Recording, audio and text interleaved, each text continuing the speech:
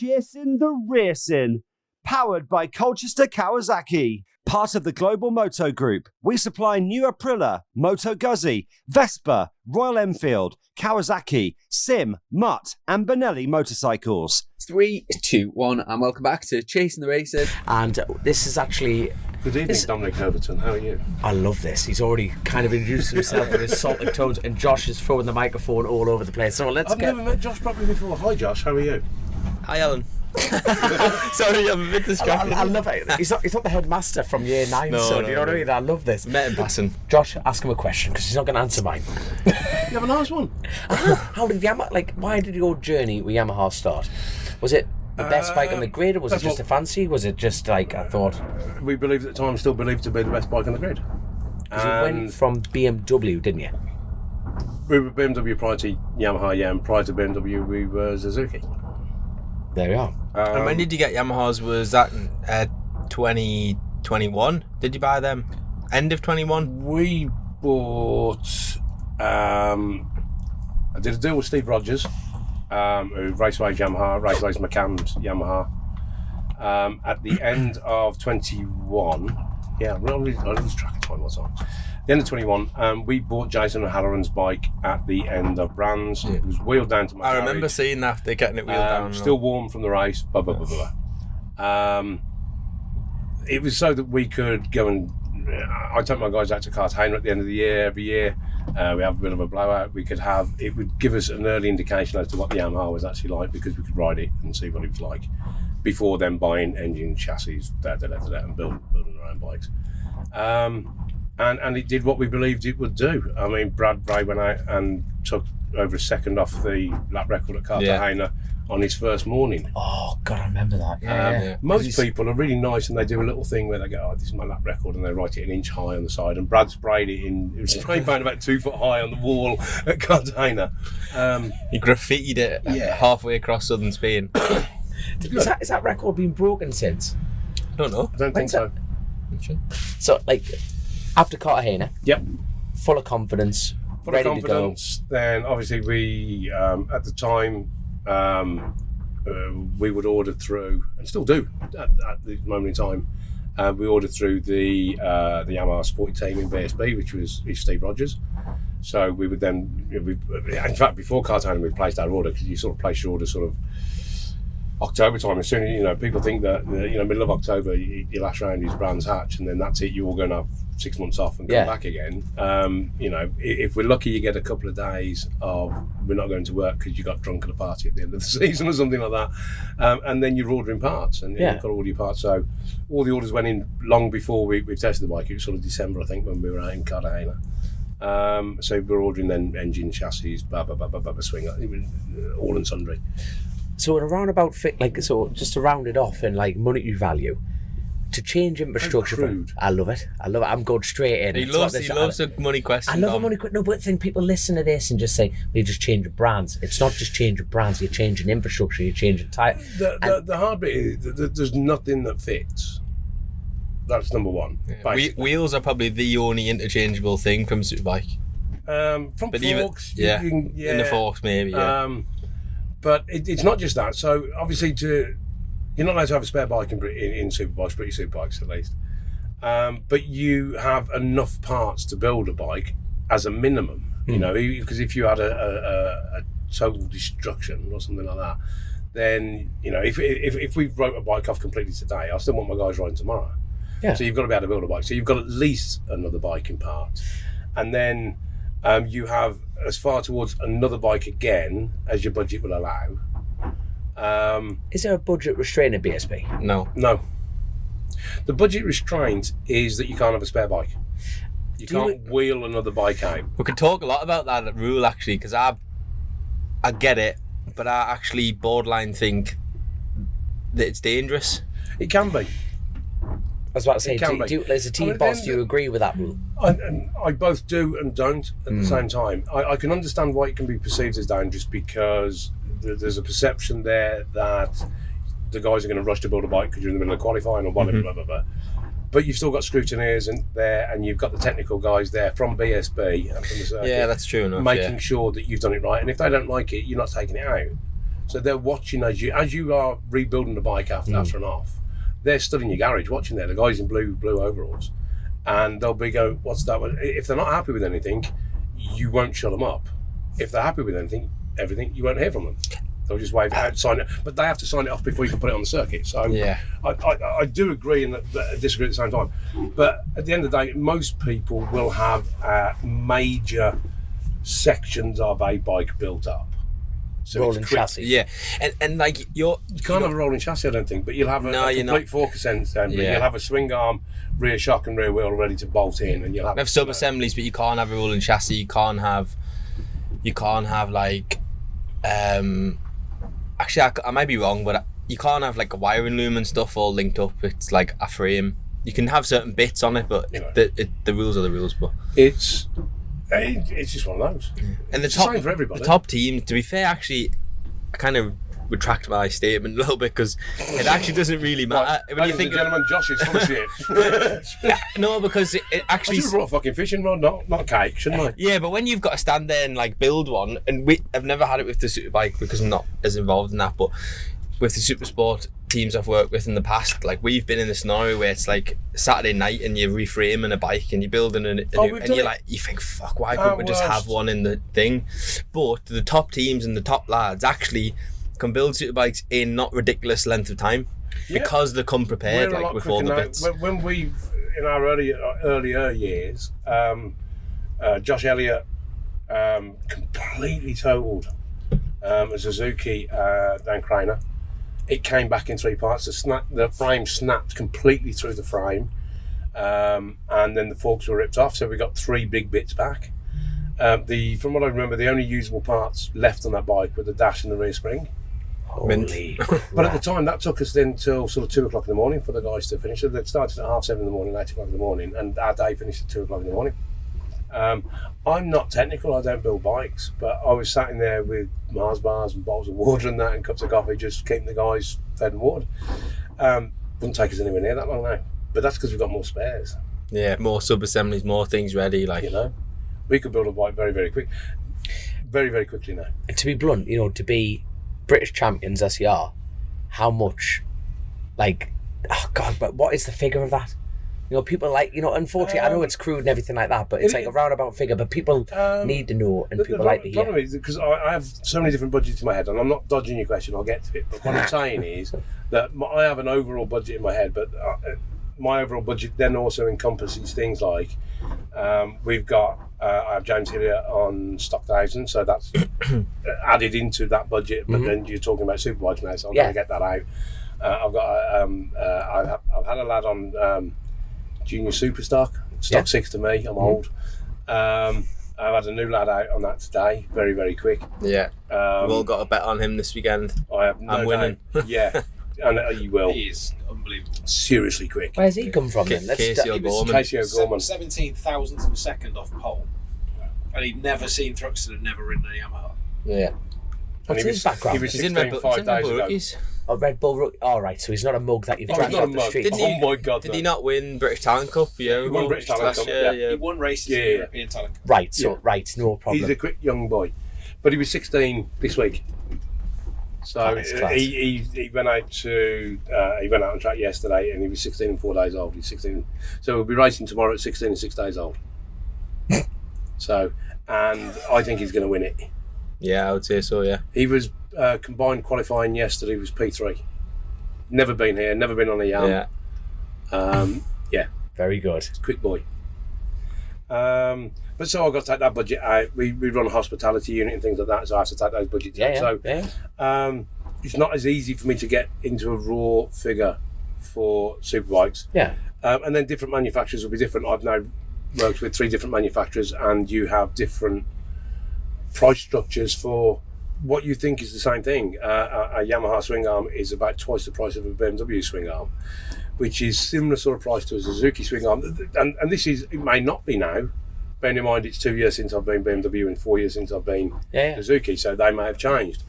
The only sort of commonality, I guess, that you get between Superbike to Superbike are probably front forks, brake pads, brake calipers. Yeah, calipers, forks, wheels. I mean, what are we, 7 grand, 8 grand for calipers? Something like that, I suppose. per set, Yeah. per bike. Yeah. Then your spares. I mean, we do... Now it's cheap. Now it's No, cheap. but that's actually probably a better way of answering it, because people think, now to be blunt, you could round that all off in one finger. How much does it cost to run a superbike? Yeah. And we were talking about the elements of trying to Can we take a guess? Can we take an educated guess, and then you sort of confirm at the end? I think for 2 riders at the level you're doing it at, minimum budget would be 750,000 just to run the bikes. Is that just to without run the super bikes without the hospitality, just the staff and run the garage for them 2 super bikes? I'm going to say 750 over 12 rounds with a transportation, everything like that. You'd think you'd know what fucking championship 11 rounds we have, mate. But go on, He went Navarra. That's what I'm saying. I'd test it all. Are we including testing in this? This is quite a fun game. Yeah, this, like actually. a season to run, a season to... How many tests? You have to do 1 official test, is that correct? Doesn't matter. That's kind of irrelevant. To do, Don't take the fun out to of this, run Josh. the season. It's got to be a minimum It's 750. got to be a minimum. I would say that to run... Okay, I'm going to break it down more than that, and then you can add to it what you need to, and it's team by team how that works. I would say that, and I'm not saying these are necessarily my figures, but I've run 3 manufacturers now, so you got a good idea. I can average quite readily across those for you. We all know that the Ducati's more money than anything else, so we know that one takes the averages out the other way. And anybody that's running a 2020 bike or anything like that takes the averages back the other way again. I would say that, and this is before staff at the moment. This is my point. So, I would say you're probably 300-ish grand per superbike, as for your base bike and your spares packages that you're going to need to run that bike for the year, and hopefully that your crash damage is encompassed by that. If you've got bad crashes, then that can go up a lot, and if you've haven't got crashes at all, you've got extra spares or better spares to go to the following year. It's going to cost you 300 grand a bike, and then it depends how you staff. So all my staff are paid. Every single member of OMG staff is paid. And then, which I know where some teams, it depends where they are in the paddock and who they are within that team as to whether they're paid. If you've got, there'll be teams in the paddock where the guy that owns the team, his son is working for the team, he's not being paid. Yeah. But he's doing a job that if you didn't have him not being paid, you'd have to pay somebody. So of course, yeah. So that's what I mean by your staffing levels and costs can be very wildly team by team. Yes. And if you were doing it as I'm just starting out now, I'm going in blunt as a one-man. Okay, well, let's take, and I don't know their figures, and I'm not going to, even if I did know their figures, I wouldn't say. But so you look at Danny Kent's team now. That's a brand new team from scratch. You've got Alan Lovells who's come in and he's doing a fantastic job. They look good. They're performing well. But I know Alan's not paying himself. Yeah.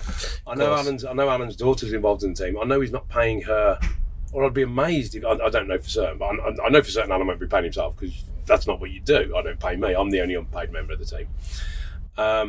I know his daughter's involved in the team, and I would guess that she's not paid for this role. Yeah, she works within the business and she earns her living there. But for this role, she won't be directly paid as a general thing. Yeah, of course. And the same as if you look through anything else in the paddock, you'll have father and son teams, and mum and sister come, and mum and brother come, and whatever it is, and they're doing all the graft and grunt, and they're going off running off having tyres fitted and blah, blah, and none of them are paid. Yeah. So, and if you've then progressed that from that up to superbike, it probably stays the same. So some teams where there's hardly any people are paid. Some people they could be the best crew chief in the world, but you know what? He loves little Johnny, and he's working with little Johnny and not being paid. You know? Yes. So that's a very, and that is team by team. So you're going to get that. And then you've got different levels of how many people you have work with each rider. So my riders have a tyre guy, a crew chief, 2 mechanics per rider. Yeah. Now some teams will have crew chief will be mechanic, and that's it. You'll have so again. I think what you've just said is actually the bare minimum of what you can do for a proper superbike. Yeah.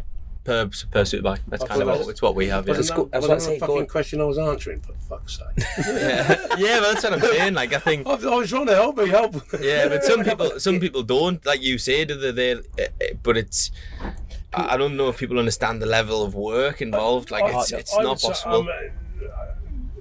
The problem that I have, you see, is if I were to actually give you my budget, then there's a possibility somebody could start picking it apart and work out how much people get paid. Yeah, of course, and that's their business. It's got nothing to do with anybody else. In the same way, I don't want to know how much you earn. Nobody needs to know how much Simon earns. Nobody, because that's private. Yeah, of course, the only person that needs to know that is the partner you live with and the taxman.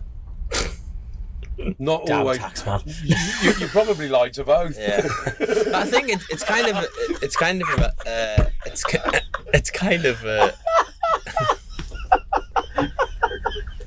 That legal loophole, probably. I love it. Yeah. And I said you. I didn't say I did. Yeah, a good man. but I know what you mean though. When you think like you're like comparing the size of Alan's British Superbike team to. Dude, like, forgive me when I say this, but like the Martrain, you know, they've stepped up into Superbike. The team is smaller, but is incredibly effective. But the bike itself will cost the same as ours. The bike is essentially the same bike. Yeah. The differences between it. Okay, we're different suspension to you at the moment. We might be different brake pads.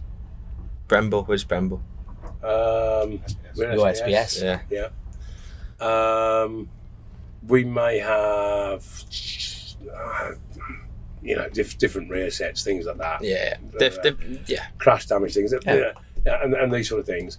But for the great, and then our differences come in how we're set up and how we're doing our maps. Mm-hmm. And that's where performance, whether they beat us or we beat them, that's the performance difference between us, because we are basically like for like.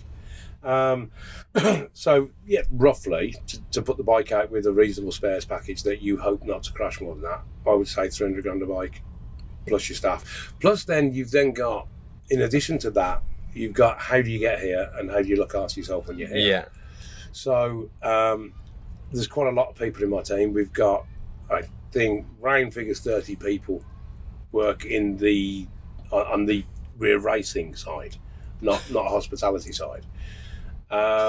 So plus you've got people won't realise how much of an effort it is for you guys to run James Hillier, because he's not that much of a nightmare. No, James, we love you. Josh, I know Josh doesn't like you. I know what he's saying. He thinks you're an arse. And there's just no need for that, Josh. I know you were doing it off camera. You weren't doing it on the mic, and I'm just going to have to out you now. James, you're lovely. Not James as a person, but running a super stock bike, I think a lot of like people generally would look at that and go, "Oh well, it's just a standard version of a super bike." No, nothing is relevant. No. Nothing for that super bike, other than maybe the fairing's not even the same, is it? No. So the frame, no, it's not the same. You can't use it.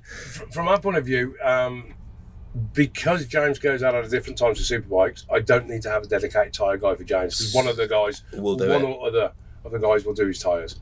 But he does have dedicated mechanics. He does have a dedicated crew chief that only work with him. All the spares and all the stuff's different. Like it's just huge. Like I think people forget and then the same again with the, we run a 600 as well. Yeah. It's the same with there again. Again, that has dedicated mechanics. Crew chief is not quite of course. in the same sort of level there. But it's still, there's nobody from Superbike touches a 600. No. If they have a problem, they do. I mean, we've had it in the past where whoever's been riding my 600 has crashed, and they end up with, Brad Ray's crew chief doing this, and Kyle getting the guys going, because it's got to be rebuilt and get out. Everybody does it, Pitches in. If you can work on a superbike, trust me, you can work on a 600. It's the other way around, possibly not. Every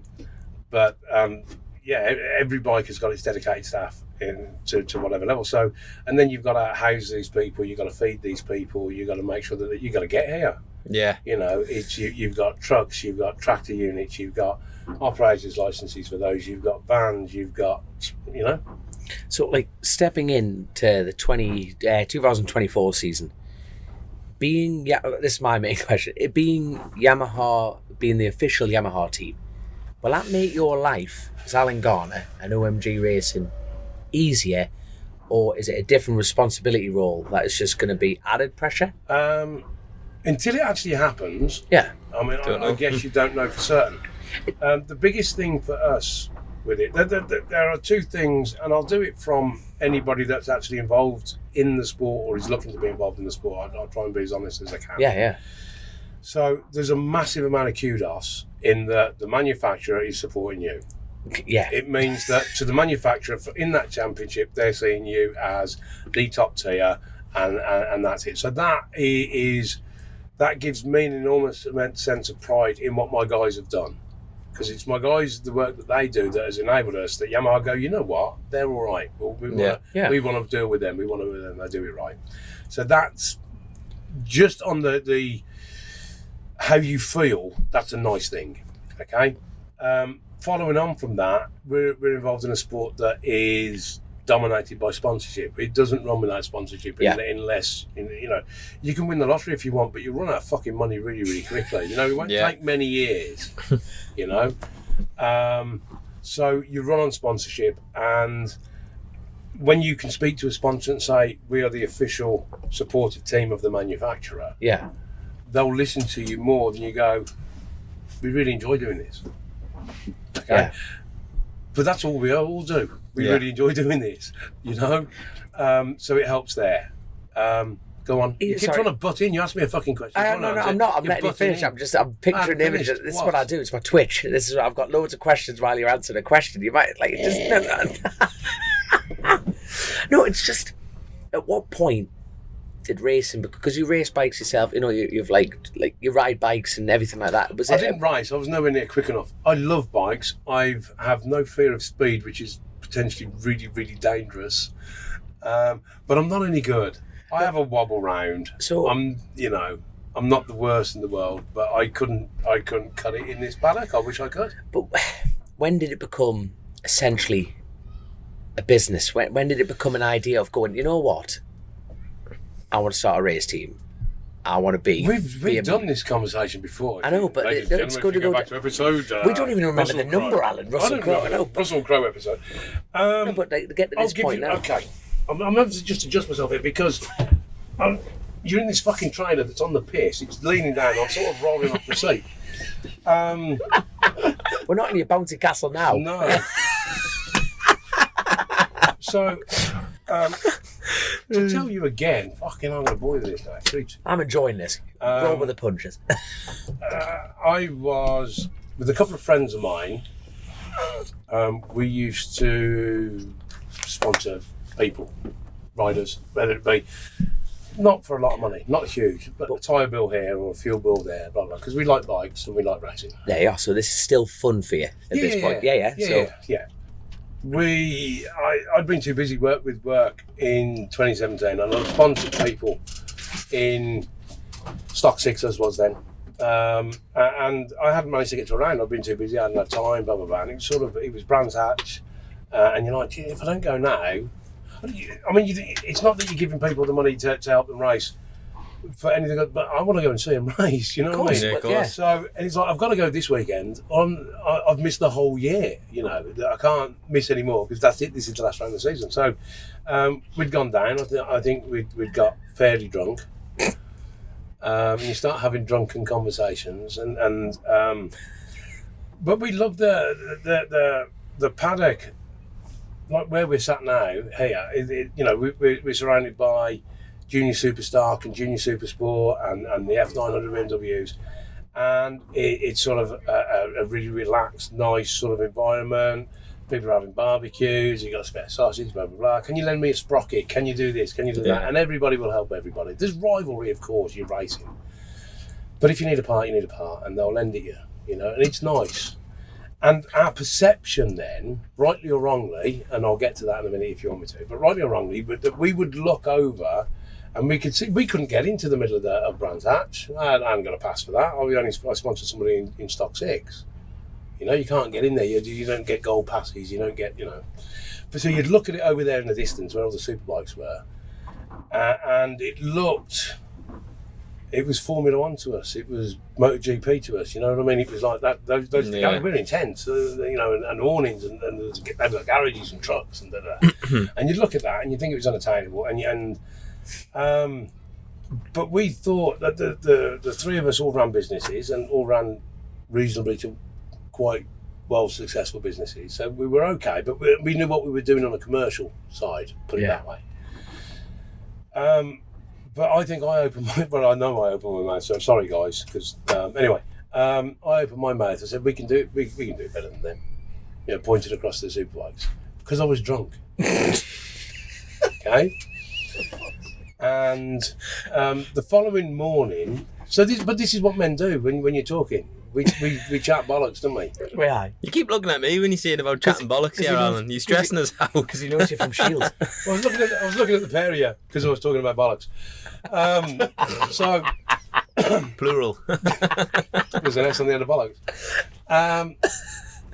But it's what men do. You know, we do that and we do that. You know, it goes down to the line of I'm going to buy an island. It's a drunken conversation. Have you bought an island? I haven't bought an island. I haven't bought an island Yet. But it's one of those. It's a sort of drunken things that men talk about. We talk about things that you're never going to do. Yeah. That's what you do when you're drunk, isn't it? You know, and you haven't done it. And so the following morning, it's never meant to get brought up. Whatever you were talking about last night drunk, normally you were not going to remember it. You're hoping. And even if you do remember it, you never bring it up again.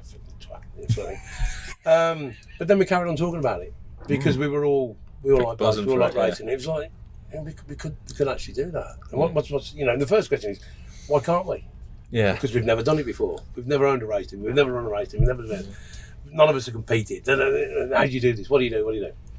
And so one of my I said there were three of us as friends, and the three that ultimately started OMG. One of the guys had been Paul Curran's sponsor when Paul was racing. Paul also looked after his bike for track days, quick track day rider. Sorry, Greg, not quick enough for the bike. No, cut that out. I'm only joking. No, way quicker than me. Quick rider with a bike that was built by Paul Curran. So it was a fucking good bike, you know. So the natural one was then we've now decided there's something serious going on, and we're talking for days and days and days and weeks. And so okay, what do we do? So then we talked to Paul because Paul's been in the paddock since he was a kid, cars and bikes, karting and cars and bikes. So he understands the paddock and we don't know how much it costs. We ain't got a fucking clue. You've just been asking me those questions. I can answer them now. Because you've done it. Yeah, because you've been there, yeah. Time I couldn't answer them. We don't know how much it costs. We don't know how to do this. We don't know how to do that. How do you enter British Superbikes? Zach, I haven't got a clue. I still don't know. I've got a Holly. She's great. I'm terrified of Holly. Fantastic. She is fantastic, but I'm terrified of Holly. She is utterly terrifying. She's utterly terrifying in the most respectful way. Blonde. You know that's just been recorded for you as well. I've told her to her face. I've told her to her face. I think every person it's a respectful, fearful thing. You need to tell her. She can see it in your eyes. She can sense it. You know what I mean? Like a lioness lying on a hill going, you're getting it. For fairness and balance here, I think I need to say for the mic that Holly Burrows is a fantastic, wonderful person. We are not disagreeing with that at all, but we are terrified of her in a respectful way. She walks around in like big black glasses, and it's just like you know the tilt like that going, get out. I'm gone home. Can I tell you a really funny? I'm away. Tell you a really funny story. Why I agree she's terrifying. Lovely, but terrifying. Right? Because you've met her. No, because like everything terrifying. She's gonna kill me after this. She's gonna kill you, right? She's blonde, she's beautiful, and she's deadly. Right? That's Holly Burrows lined up. 100%. Go for it. In 2014 in Assen, I had a coming together with Paul Curran in the Supersport race, and he went down. And at the time, I was a bit like, didn't really think I'd done nothing wrong, and on reflection, I thought I was a bit naughty.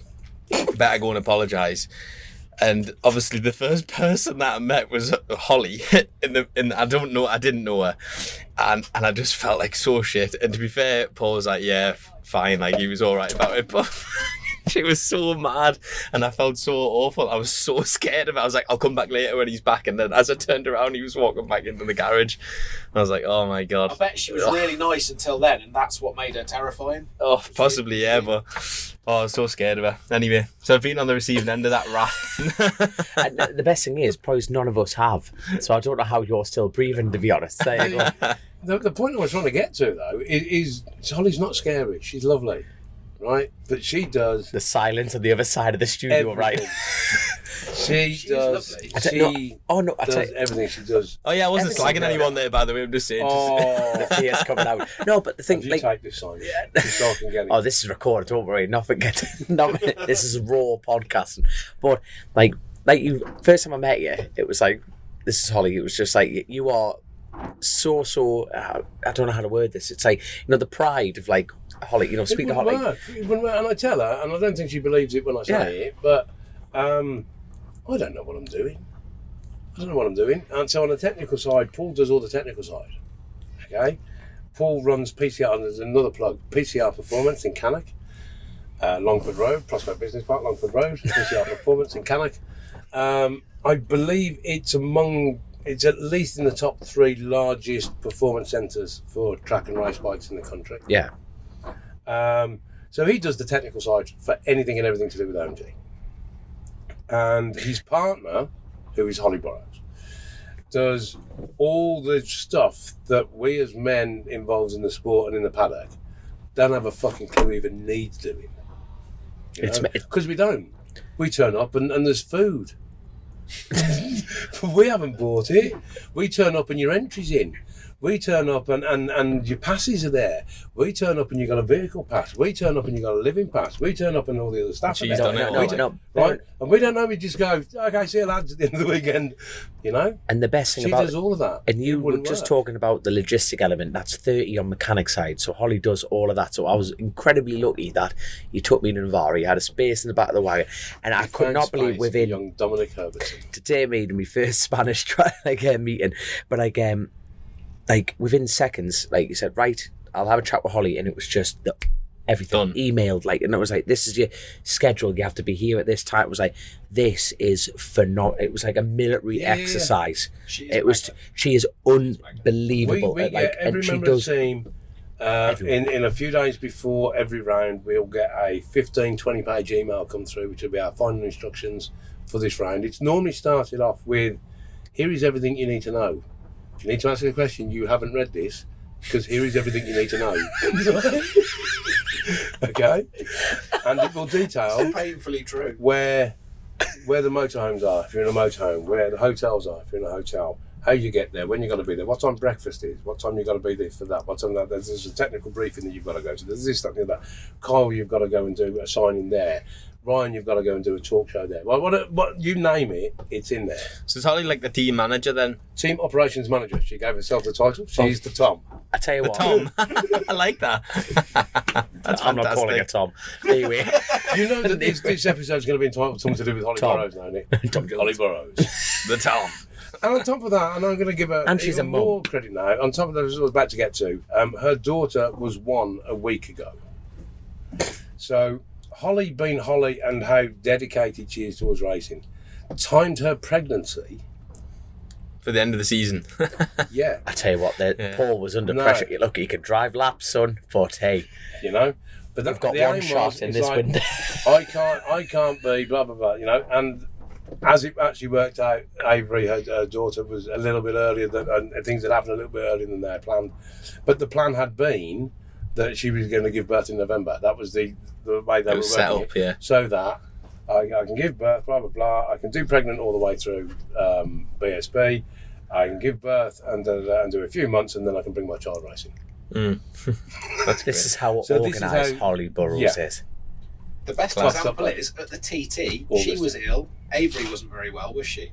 And everything was still like clockwork. Perfect. So I think it's fair to say that no Holly Burrows, no OMG Racing period. That'll be Correct. the demise, the collapse of Yamaha Racing. I mean, well, Yeah. probably, yeah. I mean, it's and Paul will listen to this, and I mean, there's an argument that if Paul were to leave OMG, I could I could employ another team principal, who I don't believe would be as good as Paul. I believe Paul to be the best in the paddock, and that's why we've got Paul. That's why Paul is OMG through and through, I believe, as well. But if it came to it and he disappeared for whatever reason, I could replace Paul. Wouldn't be as good. We wouldn't. You don't perform want as to, well. but yeah. No, I don't want to. But I'm just saying, You can swap out the technical. we would element still of be it, able to can't you? run. Yeah. If Holly disappeared, we'd be fucked. Because nobody else knows how to do anything. I hope them two are watching this 'Cause on we don't. YouTube, right? Like on the sofa, like now. I'm We're not going to sure look she down does. the lens and just like, I can But just you see know- the You know what nudge. happened? Paul will look like that and she'd just be grinning. Yeah, but the other side is, I'll be now begging Holly, please, can you just leave? Can you just leave? Because then I can quit. That's a lot of power. That is a big power play. I love it. How many of, or do you have any guys that are full time other than Yep. Paul and Holly? Full time, Simon. Me. Sorry about I have another Simon that's full time. John Boy. Who's your Daz, favourite Simon? Little Simon. John Boy. And that John is Boy. reasonable. Daz. Will. Neil's going full time now. There's 6 or 7 that are full time, 365 days of the year. Yeah. Building Um, bikes in the workshop yeah. and getting stuff ready. Yeah. Get it. And then others, as the same with them. So again, for people that don't know, others are brought in on race weekends. So you may have somebody that works in a motorcycle development scenario for a manufacturer, and they come and work with the team on the weekend. They get paid for that. You may have somebody that is. I'm trying to think of some examples now that without actually saying. Okay, so Tommy Hill is a member of OMG. He works with, but obviously Tommy Hill's got his own Business and supplies a lot of the people in the paddock with their graphics and design work. Yeah. Tommy Hill Promotions, a little plug. That's what the episode's going to be called, The Plug. The plug. Yeah. As long as it's not the be butt plug, fair, we'll be all right, won't we? A lot of Yeah, people. we'll get to that. We'll get to that in a bit.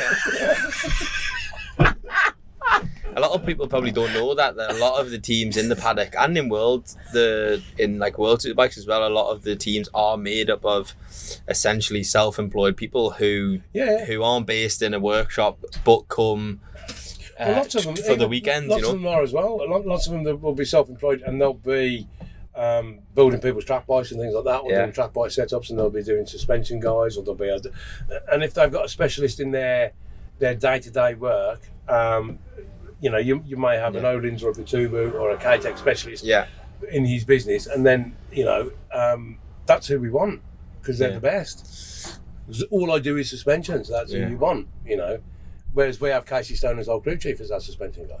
But there you go. Yeah, I tell you what, Because we want the best. like, was that the inspired move to Batubo? And was that at the beginning of the season? It was, wasn't it? You stepped at Navarra, you were running Batubo. Yeah. And that We sort of were from testing. ground We zero. were testing to see. We tried both, Mm. and for us, we saw a performance advantage for us. The way we set up a bike and the way our riders need a bike set up for them, that it suited better. So that's where we went. Kyle did some stupidly fast laps on it, I remember, in Quick boy, Spain. wasn't he? Yeah. Oh, Navarra. Now, Insane. It was in the, ridiculous. when it went to Navarra, he was the only. Was that right in saying he was the only competitor that's already been in Navarra with World Supersport? When he was 12. No, what? Did he do a World Supersport round there? Did he? I didn't know that. on. Kyle Ryde at 12-year-old will probably just be as quick. Now, don't be giving me that shite, but you've already been there, if you know what I Quicker mean. than me, that's for sure. Right, there you go. No, but that was the argument of it. But like you say, Josh, he went there and he broke. No, hold on. He was Alan. You'll know all the digits, but Oh, it was probably like won't. he was fractional off the World Superbike outright that record.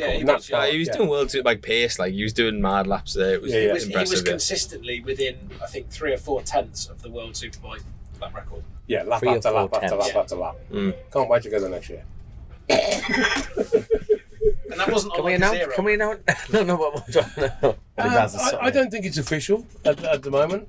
Right. That's my caveat on that. I don't There think you it's are. official at the minute. Well, dive However, round that. let's, if we go, okay, let's go. It's commercial. Everything's commercial. Yeah. If we don't have people help us financially, the same as every other team, then we can't run. The same as the championship is a commercial. It's a business.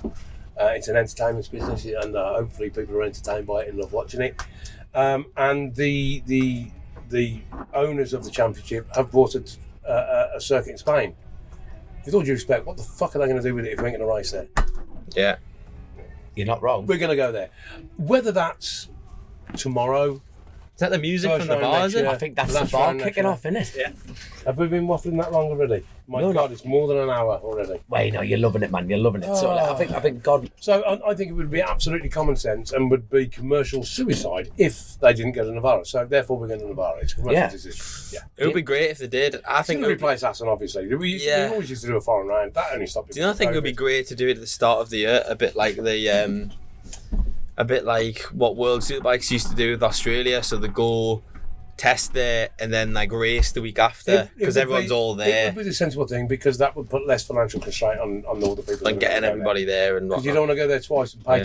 twice to go there. So it would make perfect sense. The circuit's unbelievable as well. Like not Great. Yeah, like the facility. It was just like World Championship level circuit, just amazing. Yeah, very good. And it would make sense to go at the beginning of the year, wouldn't it, rather than the latter? That's what we're saying because you'd have been if For you go and test temperature there. wise as well. But what you don't want to be doing is, we're all pasty white people over here, aren't we? Really, Go in the middle of summer, we'll all melt. Yeah. You'll be close to death. It'd be too hot for us. I was in Spain 2 weeks ago. It was 39 degrees. You're hiding underneath a parasol. Sort of thing. It's like, you don't want to do that. So it would make it will make commercial sense for the championship. Most of, if not all of, what would the top half of the Superbike paddock, if not all of them, and then plus Superbike, and then plus Stock 1000, and plus Stock 2000, go testing in Spain anyway because they've got the weather early in the year that suits. Early in the year in Spain is equivalent to our race season weather. 18 to 25 degrees, it's nice, it's dry. So it would make sense. And we all do it anyway, so it would actually help us because if we're all going to It go would, to it Spain would anyway. restrict it all down. It would actually make a very sensible option. Because they did have a testing ban at one point. Was it a couple of years? Well, obviously, COVID knocked everything, period. But even with that, there was a ban. We always have a testing ban, don't we? We have a number of days that we're allowed to test. Yeah, there's Right. only, how many? Is it 12 days? I think it's 12 days, but then you have to take out of those 12 days the official test that tests. they put on anyway. So outside the official test, you can do 12 days on your superbike that you race. It doesn't stop you riding a glorified road bike, which people do. I was about to say a lot of teams get on stop bike. Like Kyle was doing a little bit of that, wasn't he? He This does year? go on a start bike. It's the main thing for that is just bike fitness. Yeah. Bike Yes. fitness and bike time and mental fitness in that you're used to, your eyes are used to coming into a corner at 160 miles an hour. If it's for that, it doesn't matter what bike you're on then, because your brain's up to speed. That's the first thing you've got to do. A stock bike will never be quite the same as a superbike, which is why it's very difficult, or so few successfully transition from stock to superbike. Yeah. There's so many people now do so much riding. So if you look back 10 years ago, whatever, a lot, like this sport's unique in the sense that if you play football, you play golf, whatever, like you can go and do that on a Wednesday night or whatever. In motocross to a degree, like you can ride motocross pretty much midweek every and every weekend, day, yeah. right? And again, motocross is great for the Which is the good, core yeah, strength and the yeah, bike- absolutely. Bike fitness, as we call it. But to practice this discipline, like It's you were really saying. difficult, but it's moved on a lot now. Really. But you can't, can you? Unless you practice go and superbike. no, you can't. What you're doing, they're getting their bike fitness. They're getting used to Brain up to speed. I mean, the actual physical setup, as in their positioning on the bike, will be identical. Your handlebars will be the same, your rear sets will be the same, that side of it. Your tank will be the same. So they'll be as comfortable on that bike, but it won't perform in the same way or anything like. It could actually hinder you to a degree, because if you go and ride a stock 1000, if you went and rode a stock James's stock bike, for example, for a week in Cartagena or wherever, and then brought the superbike and had to get on it the next day, it would feel fucking awful. Yeah. Because they're hard to ride. Like people, there's a good point. Like look at the lap times this weekend and how close the super stock lap times have been to superbike, and you sort of say to yourself, well, do you really need all of the extra stuff? And then you look and you see what like Jason or Kyle or whoever, Jack and all those lads do on the superbike, and you just think, fuck me, they're But like it's not just that, legends for being able to do that on You can remember that them obviously bikes. the superbike, there are no rider aids, so you haven't got launch control, you haven't got traction control, you haven't got ABS brakes, you haven't got all these things that you do get on a stock bike, So if you take those off your stock bike, is it going to be that as quick? Because I'm safer on a stock bike than on a superbike because I'm not good enough for a For a superbike. superbike, like When your traction control is your right hand, You know, I'm not good enough to catch it, but you know what? These electronics that these modern bikes have, they're good enough to help me out, and they won't spit me off. Yeah. Right, so that I could get a much better lap time in, personally. As most people, no matter who they are, will get a better time on a stock bike compared to a superbike. Superbike riders get a better time on a superbike. Yeah, because they know. Because it's a different beast. Do you know how? So this weekend, like I can't remember who it was now, but like we went for a track walk, and Jack was just explaining how much of a savage place this is on a superbike, and on the. It wasn't Jack's day, it was somebody else's, but in 6th gear at the end of that back straight before they were getting to brake, they had 40 kilometers an hour more rear wheel speed, so it's spinning in 6th gear flat out and going sideways and wheeling, and now you need to think about braking, and really it's trying to send it. Carl came down past the pits today, unbelievable, with his rear spinning the entire length of the pits. It's just like when you hear it like like that, won't do that. Because your traction control's helped you out. Which is...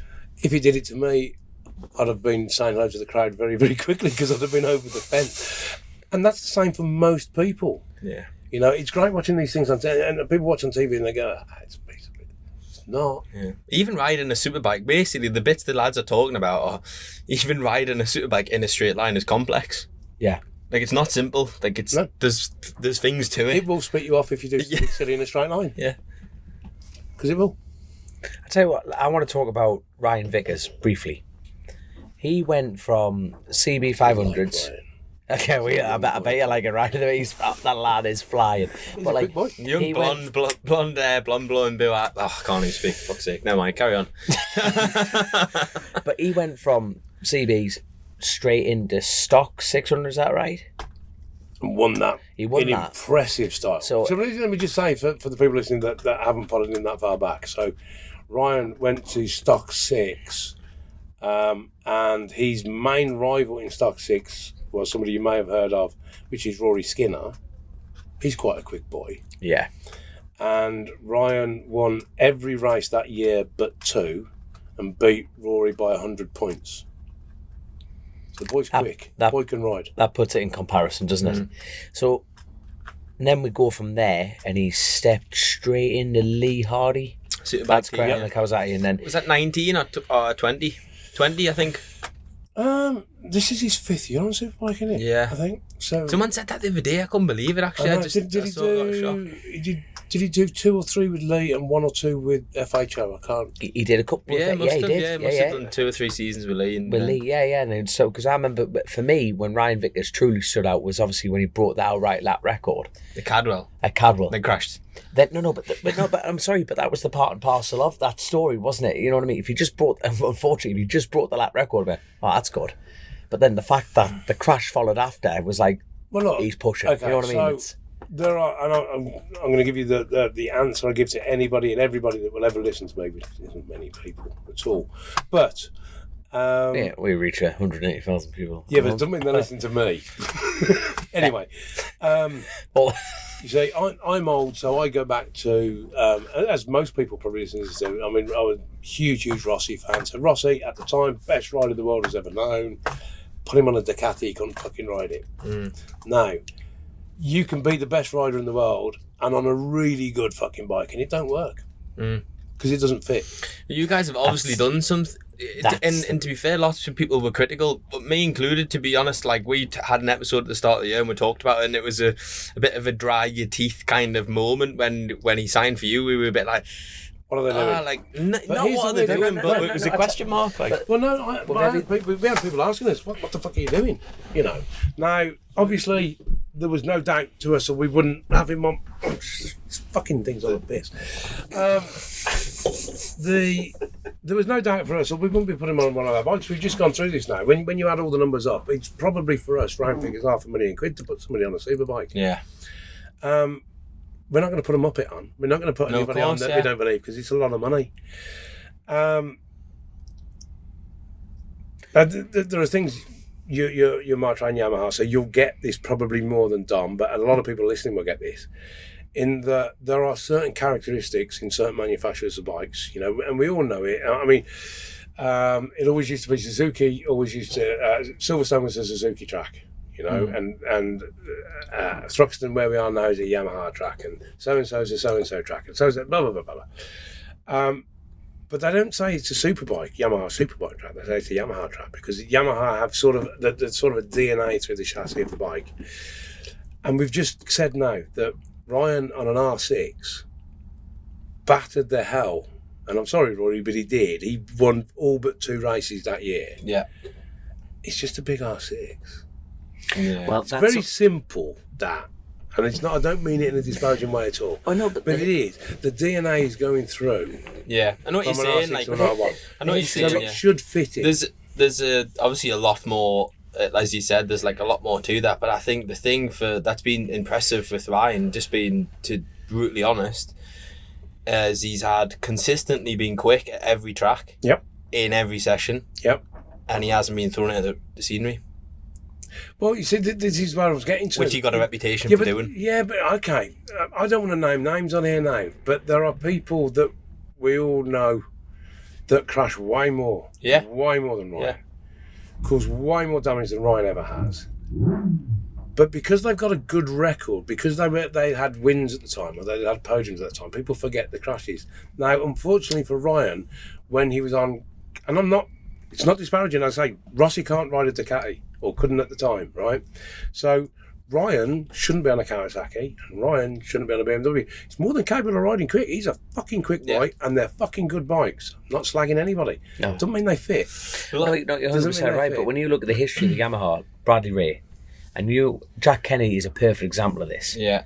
When he was on the Kawasaki, and we're not yet again, we're circling this off, and we're not naming But he did brands, have the odd but- good result. Oh no, In the same way Ryan did. Ryan, That's you know. yes. But that's because No, they're no. a good rider. Yeah. And that's the point. They're good bikes, they're good riders, but I agree with Alan on the fit element. But when you think Jack Kennedy, 4 for Silverstone, you know what I mean? He's up there, he's constantly, the times are there. That R1 rides like an R6. Hold on, It is you see, corner speed, isn't it? You see, I can add to that because I had Brad on the BMW and it didn't work. That's exactly the point. You look at the DNA, that's a perfect way of explaining the Yamaha on that side of things. Is Yeah. because Brad was Bradley quick on an Ray R6 There's as well. lots of things have got to come together. and the haven't they? Suzuki, that was mid-corner. Kyle Ride. Like, you know, when you look Quicker at the on double R6 at as well, Donington, you know, but Yeah. it's you know, that Exactly. history of the mid-corner, heavy lean angle riders work well on a Yamaha. I It's like don't. if you- I don't really want to comment on it myself because I haven't ridden. I haven't ridden one to say, but I'm sure the lads probably don't think of it like that. But I do get it, and I just think for me, there's lots of. Okay, my personal bike, I have Ant West 2017 Super Sport bike. Is my bike. I think it's Kyle's favourite bike in the world. He's rode it. Rode it, I can't get it off him. Brad loves it to bits. Ryan loves it to bits. It's a Yamaha, it's a 600. Yeah. It rides like a superbike. Yeah. The superbike rides like that, you know.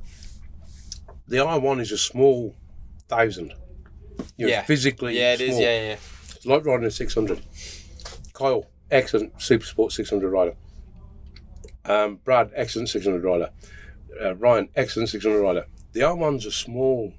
It suits. Yeah, definitely It suits that suits style their- of riding. 100%. Yeah, you can't argue with And- that. and the sorry, three of them I'm are- not arguing with that, but The three of them have got different riding styles, yeah, but they all excelled on Super Sport. yeah. mid corner. No. It's that, you know, it's not the It Johnny suits. Ray of stop, turn, Yeah. pick, fire. You know what I mean? It's and Johnny Ray has derived that chassis. You know what I mean? They've built it, they've modified it, and that's how he's mid corner speed is a lot slower than everyone else, but he gets on the hammer and yo-yos it. But we're looking at the Got some history. fucking sayings you have. Wait. Gets on the hammer and yo-yos. Yo. Every You've got it in your head. every time you say that, get on the hammer, I fucking can't stop laughing and just. It just I'm makes editing us this funny. out. I can't remember when you said it before, and I was pissing myself for fucking hours. It's always worth Just piss, to be sounded fair. But the mad thing is that We you're talking about history. You're talking about the history of the riders, and it is married up to the Ryan is a class rider, and you don't lose class. You just got to find what fits you again. I'd go as far to say there's not one shit rider on that No, grid. there's not. Oh, there's absolutely not. Honest to God. That's definitely not what the level is. We've just gone through that from saying that there are so few that can successfully transition from stock 1000 or stock 6 or super sport to superbike because it's a wildly different thing. Yeah. Everybody in this paddock is fucking good Yeah. because it costs too much money for them not to be good. Yeah, You know? the level in superbike just on like as a They're all a good. racer and you've kind of been there and you've done it not at superbike level, but and then you look and you obviously being involved and you see the times and you see the effort that's going in.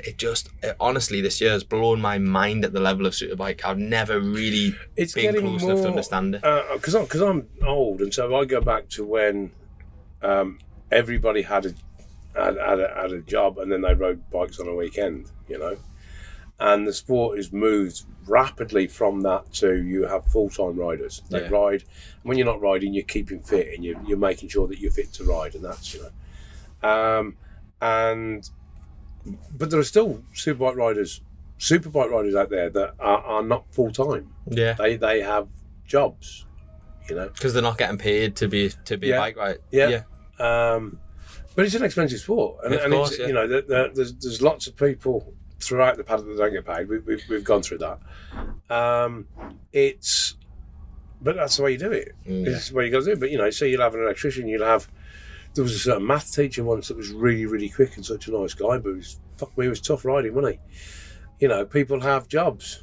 Yeah, You know, that's the way this sport works.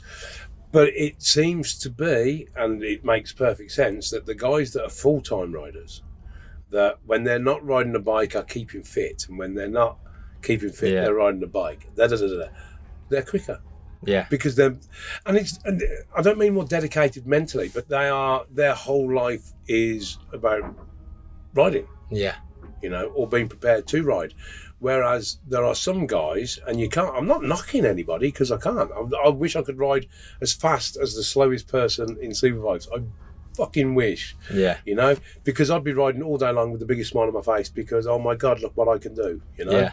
And that's for the slowest people that, and there are people that I know that watch on TV and go, fucking hell, shit it is. yeah. I have Right, no idea. Mate, Yeah. try it because it'll spit you off in a heartbeat, you know. Yeah. I wish I could do it. And I'm not Depth going to of- name names because everybody's got who they think is shit. And they're not. No. They're really not. So I wish I could.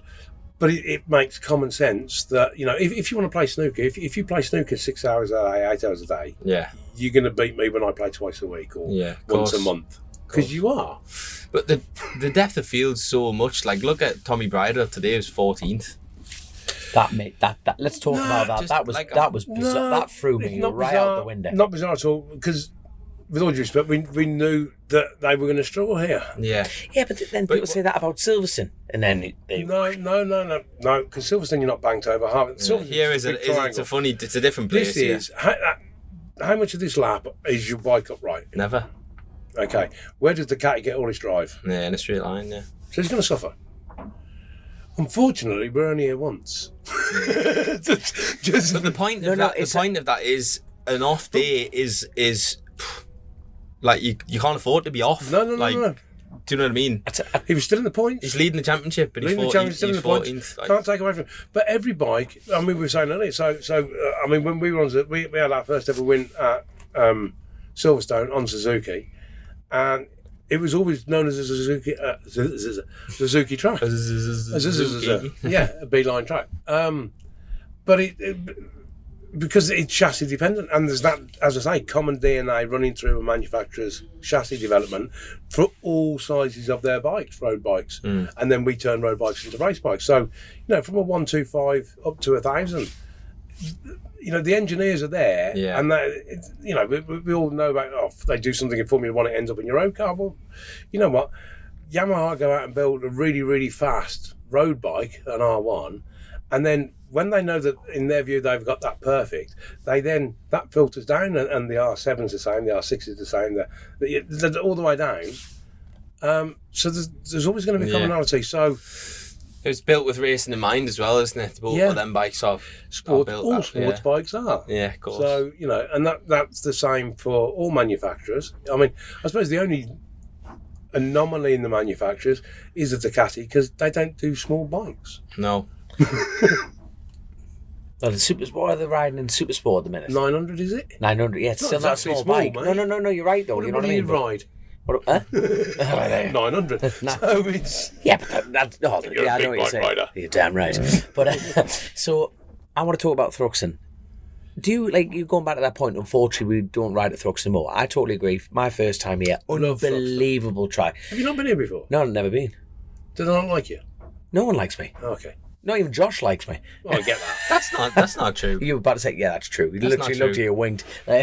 So, no, but like, no, first time for a lot of tracks for me this year. It's been a hell of a learning curve, but I can't believe how good this place is. And the cameras do not do it justice. No, like, it's it is, it's not even the quickness, it's the undulations. Yeah. You know, when you watch it on the telly, it's shite. Like, no, it looks good. No, things are breathing, things are moving. But This to go is, watch, it's flat. This It's particular broadcast here, Dom Herbston, pitching for his job at Eurosport. 100%. I'll tell it how it is, son. I'll tell it how it is. You know what I Could mean? you imagine him on Eurosport?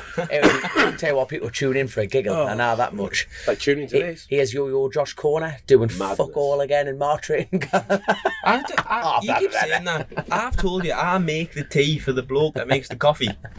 I'm very busy. I like it. I like it. No, but like talking about like Thruxton, and this is a question to the pair of you. I personally like how Thruxton is only on the British calendar. It makes it a bit fairer. You can't test here. It makes it rare. It makes it. Yeah. In fact, you know, if I was, if for whatever reason I'm not in the British Championship next year, I am desperate. I am desperate to come back here. I think you could set up your own wildcard business just for this event. It is phenomenal. So Have fast. you enjoyed your laps here, mister? Mate, I've loved it. Absolutely loved it. But like coming here on the way down, I thought, I'm kind of looking forward to it. Because it doesn't give the camera work, doesn't matter how good it is, it never gives a feel for a place. And when you stand even watching, it's not many I've actually had a pillion lap here. I had Paul Curran in our first year. We used to run a pillion bike, so we had we were Suzuki at the time, so a GSX R1000 with a grab rail on the tank, so you could reach around and grab. And we used to do pillion laps for guests, VIPs, whatever you wanted to do, you know. We didn't do it for that. I mean, I used to go and grab people out of the crowd. I'd go and find people that had got leathers on. The hardest bit was finding somebody, you know. We used to have some. We bought some helmets, different sizes, bought some leathers, different sizes, bought some boots, gloves. But then you've got to try and match somebody up to that. So if you could find somebody in there that they've got full kit on, it's like, do you want a pillion lap? They go, do you want a pillion lap? How much is it? I go, no, just come. And they think it's a wind up. No, come with me. That's how you want a pillion lap. And Paul used to take them. Now, to give you an idea of how good I think the likes of Paul are, I mean, most people that are working in the sport now that are, he's going to hate me for this bit now, possibly slightly older than the people that are riding in here for a living. Okay, this is that nicer way of putting it. It's a horrible sport. It's a money sport. We've gone through that. So if you run out of money, you're not riding anymore. If you're not riding, you're not getting picked by a team higher than where you were. Yeah. And so you're all of a sudden, that's your career over. And you could have been... It doesn't take long for that. You could have been Rossi. You could have been Market. Yeah, but the thing is, you can run out of money today. And somebody runs out today, they're not like Cadwell. That's it. Done. Yeah. They run out of money. They don't finish the season now. They could have been leading the championship in whatever class they're in. Run out of money. They don't win the championship. They don't get picked now. They don't go to wherever they wanted to go. Downward spiral can happen very, very fast. Yeah. So it's a very, very cruel sport. But most people, I've got a number of guys that used to race in my team. Paul being one of them. And I don't think Paul will mind me saying, but most people stop racing because of money, absolutely not because of talent, you know. So when you're doing pillion laps, this is how it would work. So Paul would be running the team. We would come in after a session. He would then go and get his leathers on. You'd start the bike up. He'd go and do an out lap and come straight in, pick up his first customer, if you like, who might be 10 stone and know what they're doing and follow him as he leans over on a circuit. He does a lap, he drops them off. The next person jumps on, is 25 stone and hasn't got a clue and tries to keep himself vertical when you lean over, so leans the opposite way and destabilises the bike. And then he'll do the next one that'll be 18 stone, the next one that'll be 12 stone, and he'll do 8 of those laps flat out, right? Come back in, get out of his leathers, get back into his work clothes and carry on working on the bike. Now, you've changed the dynamics and stability of your bike maybe 8-9 times in the space of 20 minutes. and gone flat out on every lap. Right? Tearing the shit out of a tyre, blah, blah, blah. Just come back to work. That's class. That is It's not an easy thing to do. I've driven there with a stopwatch. Oh, he's moving a 10 for Fatso on the back. I'll give you a great one. Paul was injured once. So I've got, do you know John Boy Lee? Yeah. Okay, John Boy Lee is... He used to ride Supersport while... R6 Cup. Yeah. Yeah. Again, same reason. Not enough money. Yeah, It's a cruel sport. Lots of the mechanics are made up of ex-racers and all. Yeah, And they understand the bike, which is the nice bit. And they understand the language from the rider, so that when the rider says, this is how it feels, they get it. And the commitment and what goes into it. And so, but going back to the pillion laps, Paul was injured. And we were at Brands Hatch. And John Boy, we'd gone out, we'd first signed, we signed Josh Elliott, I think, on a Friday. And we were going out to a track day. Oh, Christ. Almeria, I think, or Aragon, I think it was. On the Monday we were flying out. He's like, okay, we'll take Josh out with us. Because we're booked, we've got bikes already over there, da-da-da. And it was a track day, really. We've taken our stock bikes out, and he was going to be a stock rider. So we took him out. And John Boy hadn't been on a bike, I believe, for 11 years. Hadn't put his leg across the bike for 11 years.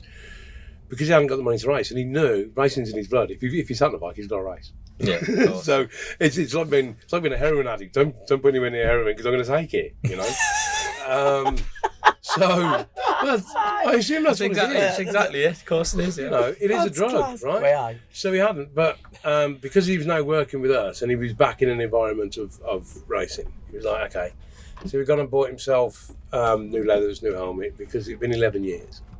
He was coming out on a track day, and he went out on my then business partner's bike, Greg, which is a quick bike because it was a bike that had been built by Paul.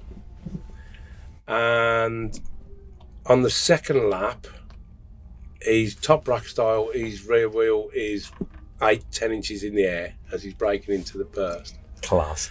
And Greg was shitting himself going, he's doing it on purpose because he's like trying to scare him. And I think he was about 2 seconds off Josh, who I'd just hired to ride this bike. Yeah. And he hadn't sat on a bike for 11 years. So on the pillion bit though, 2 weeks later, Paul was injured. We're doing pillion laps at Brands Hatch. And he put my other business partner on the back of the bike as an experience. Because he was like, well, you know, we've got to do pillion laps. John Boy, you're on. He'd only ridden a bike once in 11 years, right? And he took Chris, and he's on the back wheel, but he's on the back wheel so far. He's standing like hell on the back brake, trying to get the front down. Darren Fry was doing from FS3, he's doing pillion laps for other people.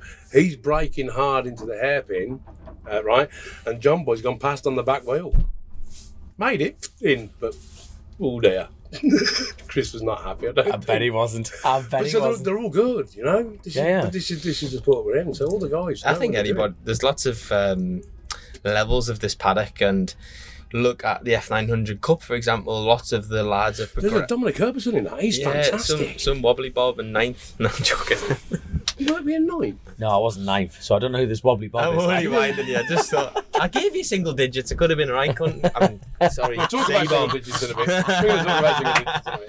bit. Oh, Simon, man. Excuse the noise off camera is Simon McNally, press communications media officer, fresh and single, ex OMG Racing.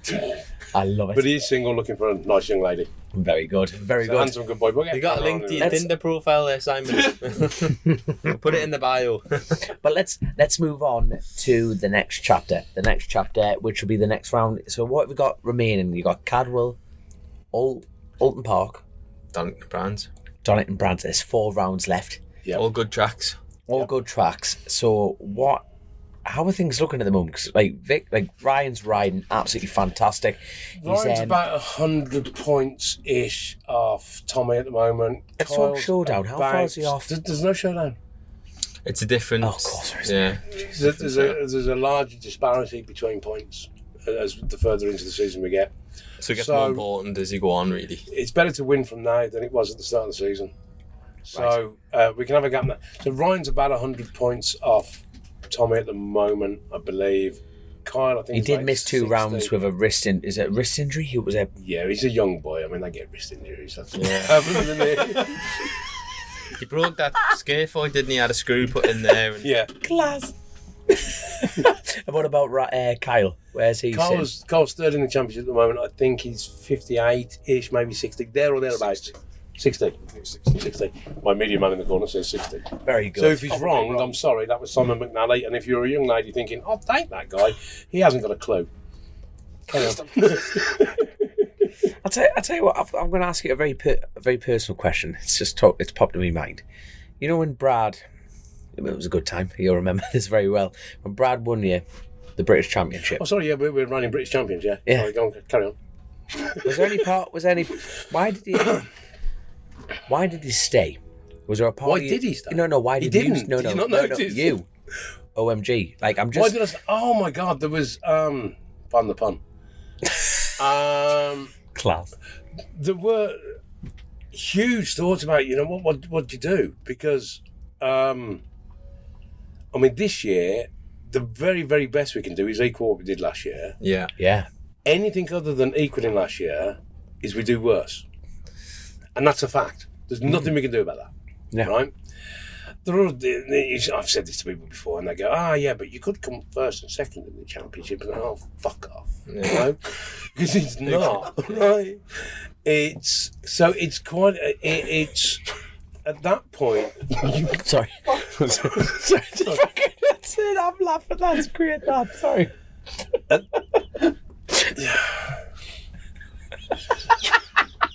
Never mind him, Alan. You carry on. There's a lot of work. There's a lot of money. There's a lot of pain going to doing it. People go, but you've got this thing. Da, da, da. They don't realise that it's you do end up. There are other businesses involved. My own businesses, and then other businesses sponsoring and so forth to fund this. So you're doing that. That's my day job. So we were talking about riders having a daytime job. So I'm doing that to earn money, to make money, and then everything I earn gets spent on this. Everything I earn gets spent on this. So I have to do all that work, and then I get here on a Wednesday for the weekend. So we get here on a Wednesday evening. We start setting up. The hospital's got to be right. So you don't get any time off. You don't have any days off. You don't have any free time. You don't have any, and we get the worst view in the world. I'm stood in pit lane, you're stood at the pit box, and you see your rider go past every minute or two, depending where you are, and you're watching on a TV that's this fucking big, and you think, I should be, and you've got commentary you can't hear coming through it, and you're trying to work out who's doing what, who's doing this, who's doing that, the other. And so I'd always rather be at a live event. If you're there, you've got the smells, you've got the vibration, you've got the noise, you've got so you want to be here. But there are much better places to view from than the pit lane. Pit lane's the worst place to watch, yeah. And watching the TV. Now, if I'm going to watch on the TV, which is what you end up doing in pit lane, my TV's bigger at home than this. I'm telling you now. Yeah. I had a bad back today. I didn't watch the race from pit lane today. It's the first time I've ever not watched the race from pit lane because my back was hurting. So I went onto the grid with the guys, wished them luck, blew them a kiss, blah, blah, blah, blah, blah. Told them I'd see them on the podium. Only one of them got there, naughty boys. Oh, that was good racing. That was fantastic racing. And photo finish over the line, that was just... And I went back to the motorhome because I got a big telly and I can watch there and I can sit down because it's as much as I can see. But actually, for the first time now in nearly 6 years, I could hear the commentary because you can't hear it. We all watch it. I'll watch it when we've done here now. I'll go back and I'll watch the race again and I'll go through and I'll what's what. But I could have a fag. I could have a fag. I smoke a lot. It's the one place here I can't smoke is pit lane. Love it. That was the one thing you changed. That's the main question. I was having a fag and a cup of coffee on a big screen, hear the commentary and see my boys. I hated it in many ways because it's the first time I've ever not stood at the pit wall. But my back was hurting when I was standing up, so I had to go and sit. Yeah. But what... You being in Britain, obviously you love being part of the British calendar, you love being here, but your demeanour almost says right, we've done that. I can just see you, I can see you and the lads standing there going, we're there. You know what I mean? We'll get there one day. Get where? Where are you pointing? Brands Hatch, You're in stock, No, 600 you just said paddock. we'll get. Oh yeah. No, but then you're pointing up, going, we'll be there one day. Yeah. You're there, you've won the championship, you've done everything. But what I was a little bit shocked with was the fact that you thought that automatic step potentially in the Worlds. You have that. It's a really weird thing. We've done that chapter. Let's we move had to that chapter. Dorna contact us in our first year. We'd done 2/3 of our first year as OMG when we were on Suzuki, asking us to go to Worlds.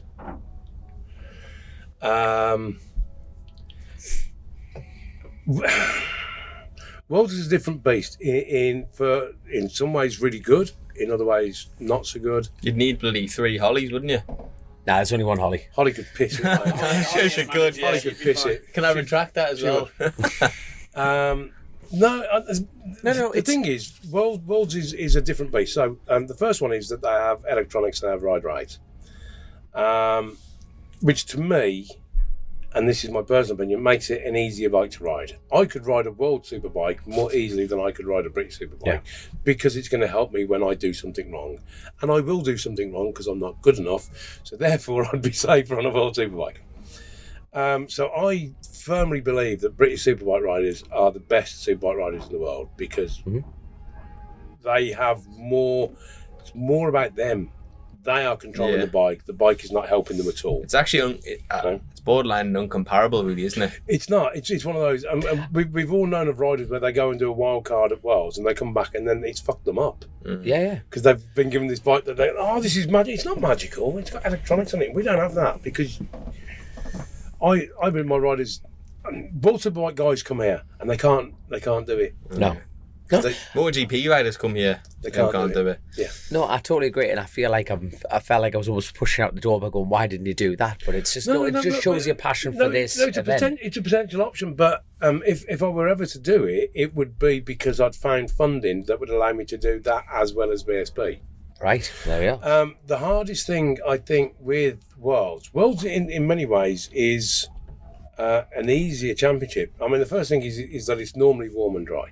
Normally, that's how they try and set the calendar. Okay, nobody wants to race in the rain because it happens. Because rain comes when you don't expect it. But anyway, especially if you planned a calendar a year in advance, is it going to rain on Tuesday? But so it's normally you're following the world around to get a fairly consistent temperature, a fairly consistent right. So that's number one. The championship themselves in a similar way that MotoGP do, and then in four-wheeled versions that Formula One do and things like that.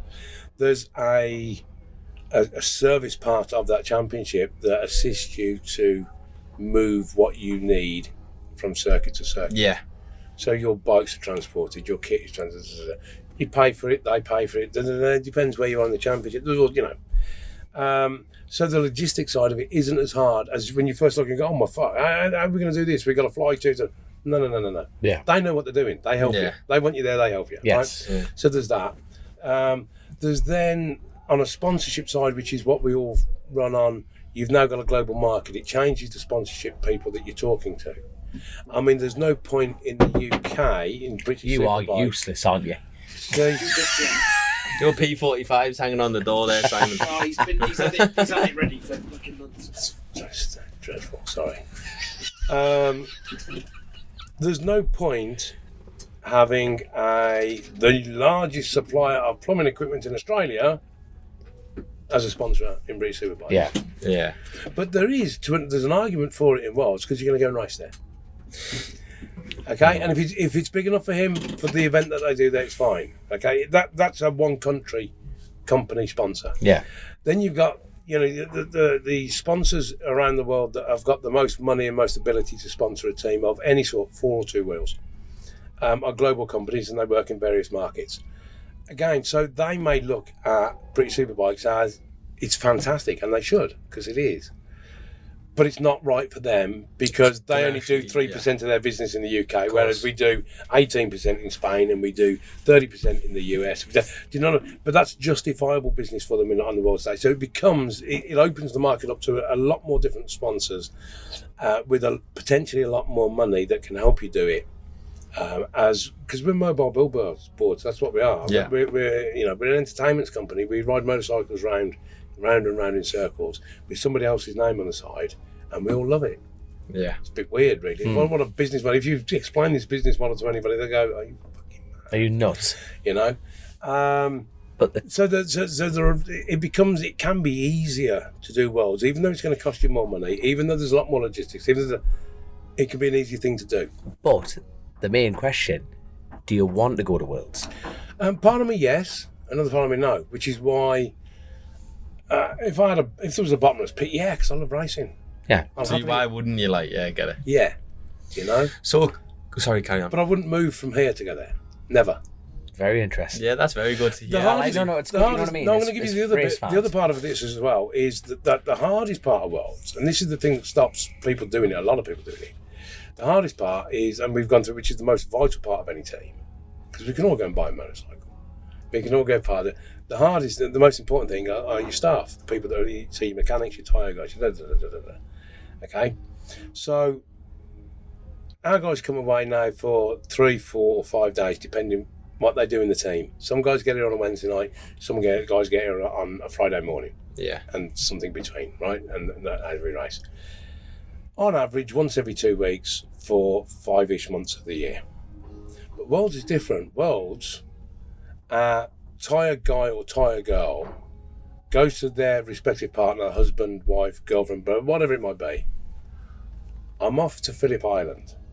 For a month. And then from there, I'm going to go to Malaysia. And then from there, I'm going to go I'm going to be back in 8 weeks. But when I get back, it'd be great because I'm going to be back for 6 days. And then I'm going to go away again for another month.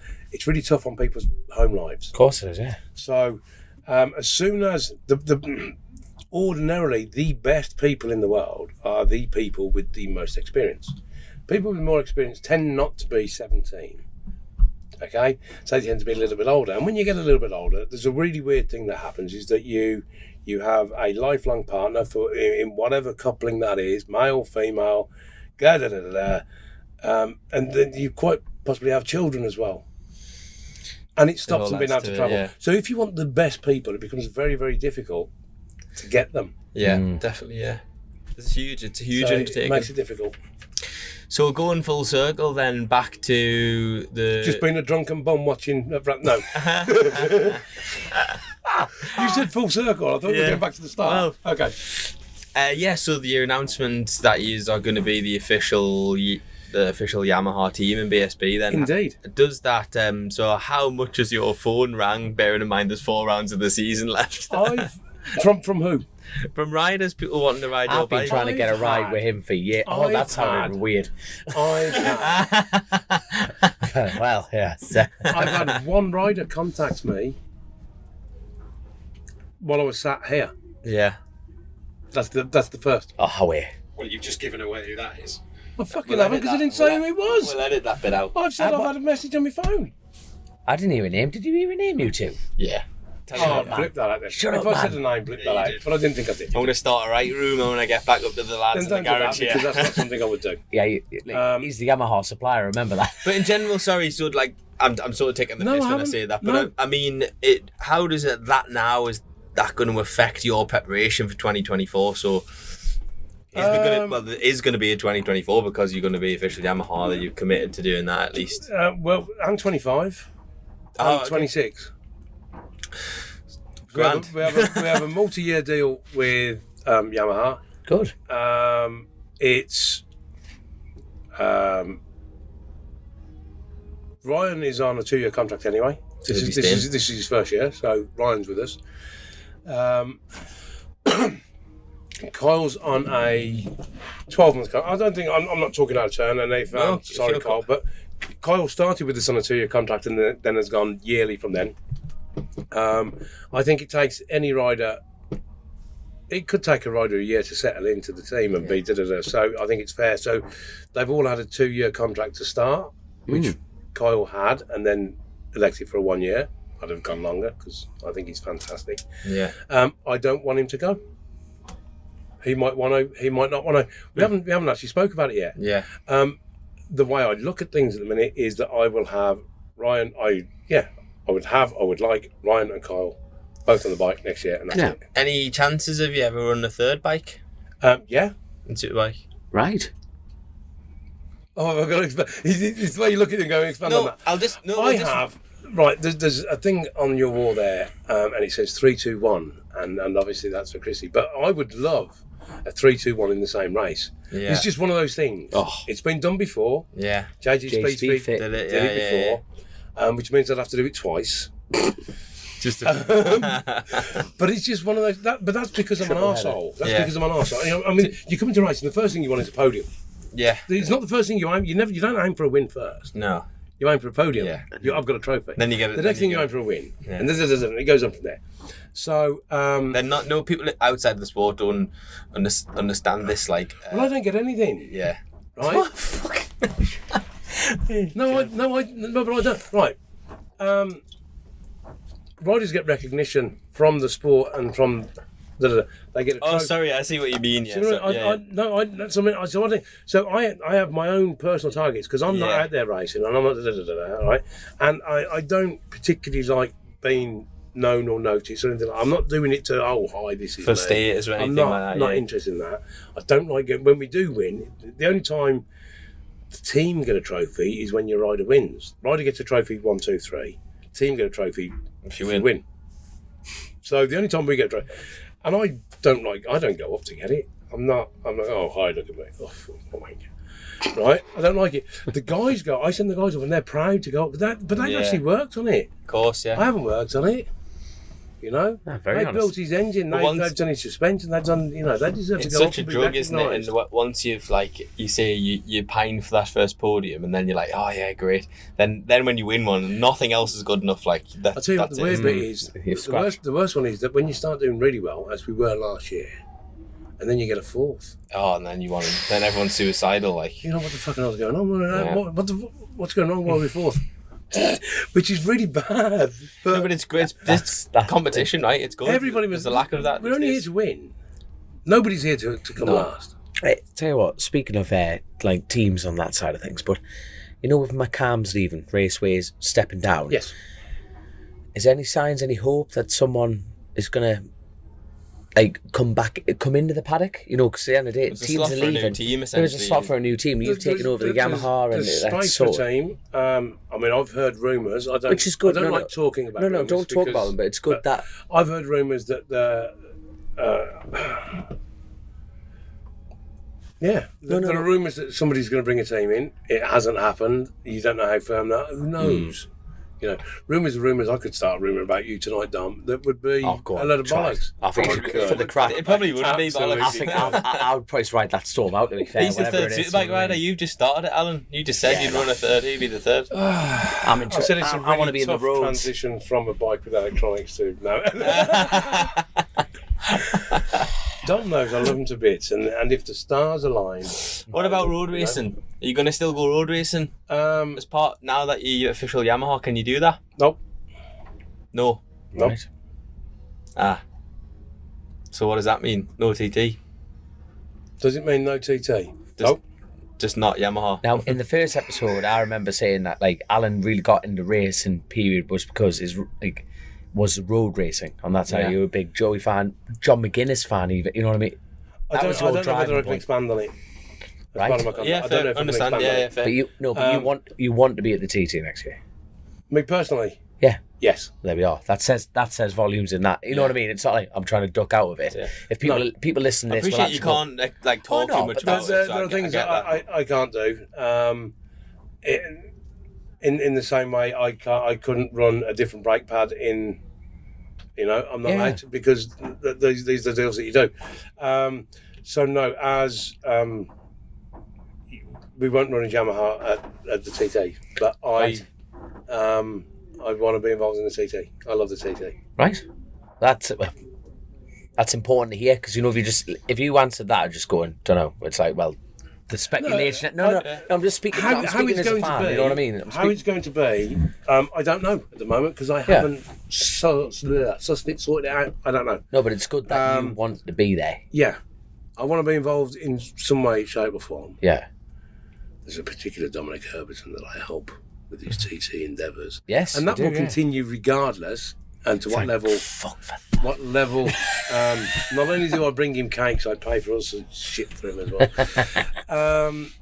That will continue, and then I'm working out how to do things. But I love the TT. Yeah. That's good. Yeah, great. Good to hear that. I feel like we're sifting through Simon's job here. It's great because we're like going through like the social media presence, and I like. No, do you I think like he's that. actually not here to make sure that's not here? No, not at all. He's No, not. I asked him. No, to be fair, no, I really get on with Simon. He comes down, he has a bit of crack, drinks for a quick shift of coffee. Plug. I've never had a quick I shift of don't coffee. think that should be said, being that we have a different coffee sponsor. Oh, Express right. Coffee. Well, it's a good thing you're on Chasin the Silver Racin. Express. We're not in your studio, we're in Grace's. All things come to an end, Simon. The fact that you just winked at me so close to my face is a bit It's concerning. going to Literally cost you a lot. into a head on camera as well. That's what I like about that one. You know what I mean? I'll just get my head out of The shot guys and at wink. Quick Shift are like a challenge. I reckon they could kick Right, you if out. you're doing product placement again, I'm just going to have to go. We Great. have Chasing Wait. the Shine, Rapid I've Detail. already got my bottle here. Look. Gloss, Grace enhancing spray. Rouse has worked incredibly Grace hard Rouse. on that. You have no idea. And it's I'm going to reiterate. He's going on my Chrissy truck. Rouse's little sister has worked really hard on this. 100%.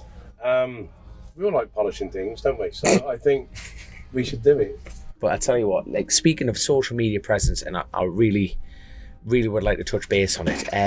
With Simon the other day, we are here at Thruxton. The news came out several hours ago, and you were actually talking about a very serious situation in regards to We're going prostate. serious now. Oh, very serious. We're going to go very serious because Okay. you know that was.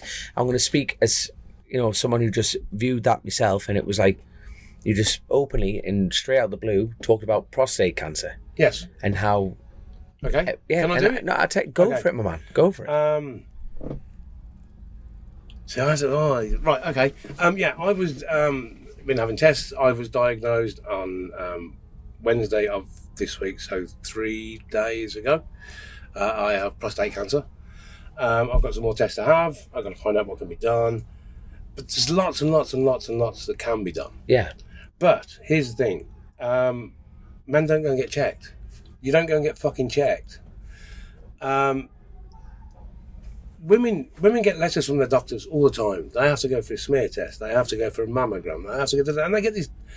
Some women go for annual mammograms. They get called every time because breast cancer is a big thing. Yes. Prostate cancer kills more men than breast cancer kills women. But women are called in by the doctor. Men don't. We don't get. I've never had a letter off my doctor saying, "Come in and have an exam." Yeah. Because this is really important. What? I'm going to give you some numbers. No, I'm on my soapbox now. No, you go for I'm it. on my soapbox now. Right. So, 1 in 8 men of all ages will suffer from prostate cancer. When you get above 40, you need to start getting tested. When you go above 50, your odds are coming down much, much worse than that. If you happen to be black, it's half that, 1 in 4 black men. So it's even more important than if you're black. Bloody hell. And it can affect them earlier in age. They need to start getting tested at mid-30s. A man dies of prostate cancer every 45 minutes in the UK. It's the biggest killer of men. Well, it's still the biggest killer of men, other than old age. We all die of that. How many people listen to your podcast, Tom? Roughly 180,000 people a month. 180,000 people a month. So if we divide that by it, that's 22,500 of you listening now. Most of you are men. Are going to get prostate cancer. Fact. If you had a black audience, it'd be 45,000. Yeah, it's For the women that are listening, you've got a husband, a brother, a father, an uncle, a mate, a lover, whatever it might be. You may have all 5 or 6 of those, right? If you've got 8 friends, one of them's going to get prostate cancer statistically. So tell them all to fucking go and get tested. It's really, really simple. I'm going to tell you how it works now. Right. So we all know what it is. They've put a finger up your bum. Yeah. It's that. It's called a DRE, which makes it sound nice. It's a digital rectal exam. I've had a few. That's it's not your that bad. digit, you know? Yeah, but you were Some doing of it you for love it. recreational. Some of you will love it. Some of you Some of you pay love it. for it. Some of you beg your missus to do it for you. Jesus, Right? I wept. Some people do. Each their own. I'm not judging. But you know what? While you're there. In this instance, it's much, much better to have a medical professional do it because they know what they're prodding around for. Not just giving you pleasure. They're going to have a little feel about your prostate. How did you find out? I had a finger up my bum. No. That's what I just fucking told you. No, I'm fully aware of that, but like, no, I feel like I'm. You're fully aware that Alan I am a surgeon, a tree surgeon, but that's Yeah. No, but like, no, I mean, You're not putting a chainsaw anywhere near him, mate. I can assure you. There you go. But no, was there symptoms? I'll give you right. Was there like, you know, I'm No, just. but see, we'll talk about big, symptoms massive and we'll news. talk about a lack of symptoms because I don't want anything that was happening with me. Yeah. I don't want people hearing that going, "Oh, I haven't got that. Yeah, I of don't course, need to get yeah. tested." Okay, so I'm going to give you the symptoms that you can get. I may get some of these wrong, or be a little bit out, or I've missed some. Right, but you can. Let's go for the things that men worry about and know about with prostate cancer. Okay, I can't go to the toilet. I can't have a pee. I can't get it up. I can't maintain it when it gets up. Those are what men are going to be scared of, and that's why we don't go and get checked. Yeah. Because if we get told that, we think it's the end of the world. I never thought not being able to get a stonk on was anything to do with that. But it can be, right. So your prostate it should be about the size of, I don't know what they say, a walnut. I'd have said a golf ball. It's a golf ball, isn't it? You would think, no, but a doctor will say a walnut. To me, it's a golf ball, because I think more people have seen a golf ball than seen a walnut. Yeah. Well, that's pretty big. It's different shape, I suppose, but Right, it's but a golf ball. so your prostate, let's say your prostate should be about that big, okay? And surrounded by your prostate is behind your bladder and above your rectum. It's right in the middle of your pelvic region. But so it's all in the same region as to where you've got everything else to do with that's around your pelvic region. So it's got pipes around it that you pee out of, your urethra and things like that. It's got da-da-da-da. So if it swells, if it expands in any way, we're in a motorcycle paddock, race paddock at the minute. There are hose pipes running all over the place. And if somebody goes and parks his fucking transit on it, you got no water coming out. Yeah. Right. best analogy I've ever heard. I work on analogies. Yeah, but you know exactly what I mean, don't you? 100%, yeah. Right. 100%. So, but it can affect all sorts. It can affect that you can't get it because it's hitting nerves. Depending where it swells and what it does. But the biggest thing, and those are the three that we worry about because that's just being a man, right? Yeah. And I'm not having a finger on my bum because I'm a man, and I'm not having any of these problems because I'm a man. Blood of fucking bollocks, right? So, but in addition to that, okay, you can have mood swings, you can have personality changes, you can have stress from it, you can have a bad back, right? Now, as we get on, 55, right, and you're meant to start getting tested when you're 40, that's what we're told, but nobody actually really tells us. We all know it. They advise We've all heard it. But women get called in. The doctor sends them a letter, said, we've made you an appointment, you're having a smear test on Tuesday. We don't get fuck all, right? So that's wrong. We've got to go. Doc, please put a finger on my bum. Tell me if I'm all right. Okay? But the worst bit, no, I know you're trying to butt in, Dom. I'm not going to let you know. The worst bit of this is that you can have no symptoms whatsoever and have prostate cancer. Because the symptoms arise depending how your prostate swells or grows or the tumour grows. If it doesn't hit anything, because of where it's happened to grow, it ain't going to affect you. So the only way you can be riddled with fucking cancer, or you can be right at the very start of it and be able to catch it really early and not know a thing because nothing's happened. You're not ill, you're not in a bad mood, you get it up perfect, you pee like a fire hydrant, whatever, right? But you got it. The only way you know is to have a test. So go and don't butt in now. I want to know. Don't butt in yet, I said. I'm telling people, go and have a test. It's very, very simple. It'll take about 10 seconds. It's not the end of the world, right? It might be mildly uncomfortable. You might be a little bit embarrassed by it. Mate, it's like just a thing. You may love it, mate. Oh my God, you may switch allegiance. Who knows, right? And if you do, you do. But what you need to do, the biggest thing is, don't have a finger up your bum from Dom Herbson because he's got the end of it missing. He won't be able to reach. Right, it's got to be a long enough finger. But he's not that sort of surgeon. It's not going that deep, is it? It's not like it's going that deep, you know, because it's not that. You'll be fine. It's not going to kill you. It's not going to hurt, right? Yeah. And if they find something, then you might have to have someone else. Now, the next thing you're probably going to have is a blood test. But that's a piece of piss. It's just a fucking blood test, you know. And they'll do a PSA test, which is a prostate-specific antigen test, and they're just testing literally for abnormalities in your prostate. And if they find abnormalities there, they might send you for another test, which might be a biopsy. They're going to take a little bit of your prostate out. And that might be uncomfortable. It might actually fucking hurt a little bit. But you know what? You've probably got cancer now. Who gives a fuck if it hurts a little bit? Most of the people I'm talking to here have got motorbikes or ride. You've crashed. We've all crashed. It hurts a little bit. We get back on, don't we? So go and have a fucking test. 7 times out of 8, they're going to go, you're fine, Mr. Herbertson, right? On your way. But I want to see you again in a couple of years. And you're going to do it again. And if you're lucky, you'll have the same doctor and you'll build a relationship and it'll be love. What were you trying? Go and get fucking tested. If you're over 40, go and get tested. But the question, did you have any symptoms? Yes. Right. And that's how, like, this is the thing, because I'm sitting here. I'm 55, and you start blaming your symptoms on, I'm old. This is what happens when you're old. We all think it, I get a bad back when I'm old. Oh, sometimes I can't get it up when I'm old. I've drunk too much, that's why I didn't get it up. I've got a headache, my mood's changed, whatever it might be, right? It's because I'm getting old. No, it's not. It's because this fucking thing is growing inside you and it's pressing things and you've got no control. If somebody in this paddock parks his transit van on your fucking hosepipe, you've got no shower. Yeah. Plain and simple. You haven't done anything wrong. And is it transit? Move the transit, sort the transit. Yeah. Your shower's working again. Yeah. It's easy, isn't it? What's the situation around age then? So is it like, you should start going when you're 40. so not before 40, just do nothing? No, right, your prostate, apparently, I don't know everything. I'm not a doctor. I've learned lots and lots and lots over the several sleepless nights since I had through this week. And I haven't had sleepless nights because I'm worried, because I know something can be done about it. Hopefully it's caught early enough. There are 4 stages. I went through these on a video the other day that I got Simon to film for us to try and get people to do it. I hope I get this right. If there's a doctor watching and I get this wrong, I'm really, really sorry, but I'm trying to remember. Stage 1 is that it's the first stage of prostate cancer, and you've got cancerous cells and or a tumour growing inside your prostate. Stage 2 is that it's got to the edge of the prostate, and now obviously, let's be logical, it's in danger of getting out of there now, and it's got to the edge. Yeah, so stage 2. Stage 3 is that it has escaped the prostate, and is now you've got cancerous cells growing in other parts of your body, but within the pelvic region.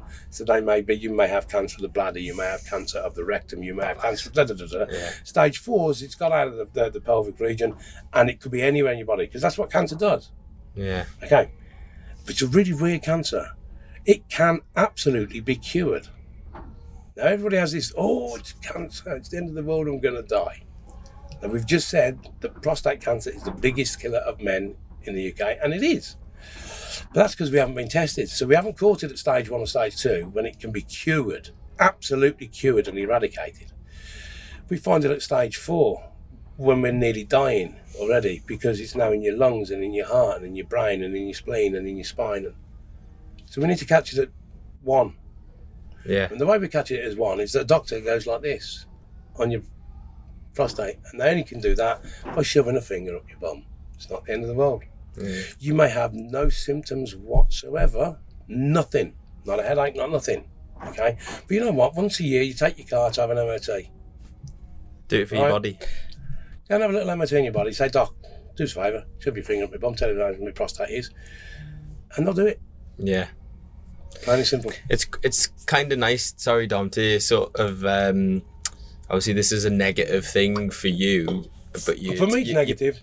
Putting a very positive spin on it to try and drive a bit of awareness for other people. I'm 15 years late. I don't know how far it is at the minute, and I'm hopeful, and I'm being told it's most likely that I'm stage 1 or stage 2 because of how it felt. Yeah, that's good news. You know, but what if I hadn't gone? And I waited another 5 years and I'm now at stage 4. Now, if you wait till stage 4, I'm going to give you the horrifying bit. So I can be cured now. Now, there are different things that if I'm 1 or 2, you can be cured. I don't mean that you can be cured, gone, eradicate, sorted, you're fine. There are injections that you can have every now and then. I don't know much about those at the minute. So doctors, please put comments on here or put websites for people to find that manage it. You can have radiation therapy. Now, we all know, we've heard horror things, your hair falls out, No. You can get this on the NHS, but I think there's a very long waiting list, so it's not very good for that. You can get this privately in the UK, and you can get it privately abroad. This is an unfortunate situation, a little bit like racing, is that if you haven't got enough money to race, then you stop racing. If you've got enough money, you can cure this very, very quickly. Okay, Yeah. cunt. Yeah, that's Probably just not allowed life, to say that in unfortunately. this, right? But it is doable. Now, for me, if I hadn't got enough money, I'd remortgage my house For your health. for my health because it's only a fucking house. But that's me. I'm just saying that for what I would do. There are clinics that you can go to that have a 98% success rate and can cure you in 5 days. Proton beam therapy.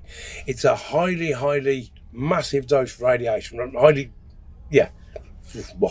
It's a massive radiation dose, but it's highly accurate, and it only targets the cancer cells. It doesn't damage any cells around it. So you have no side effects from it. You have no exorcism. So very strong but localized. Yeah. So, but here's the thing. If you wait till you're stage 3 and absolutely 4, you're going to end up having your prostate removed. And when you have your prostate removed, you will not get it up.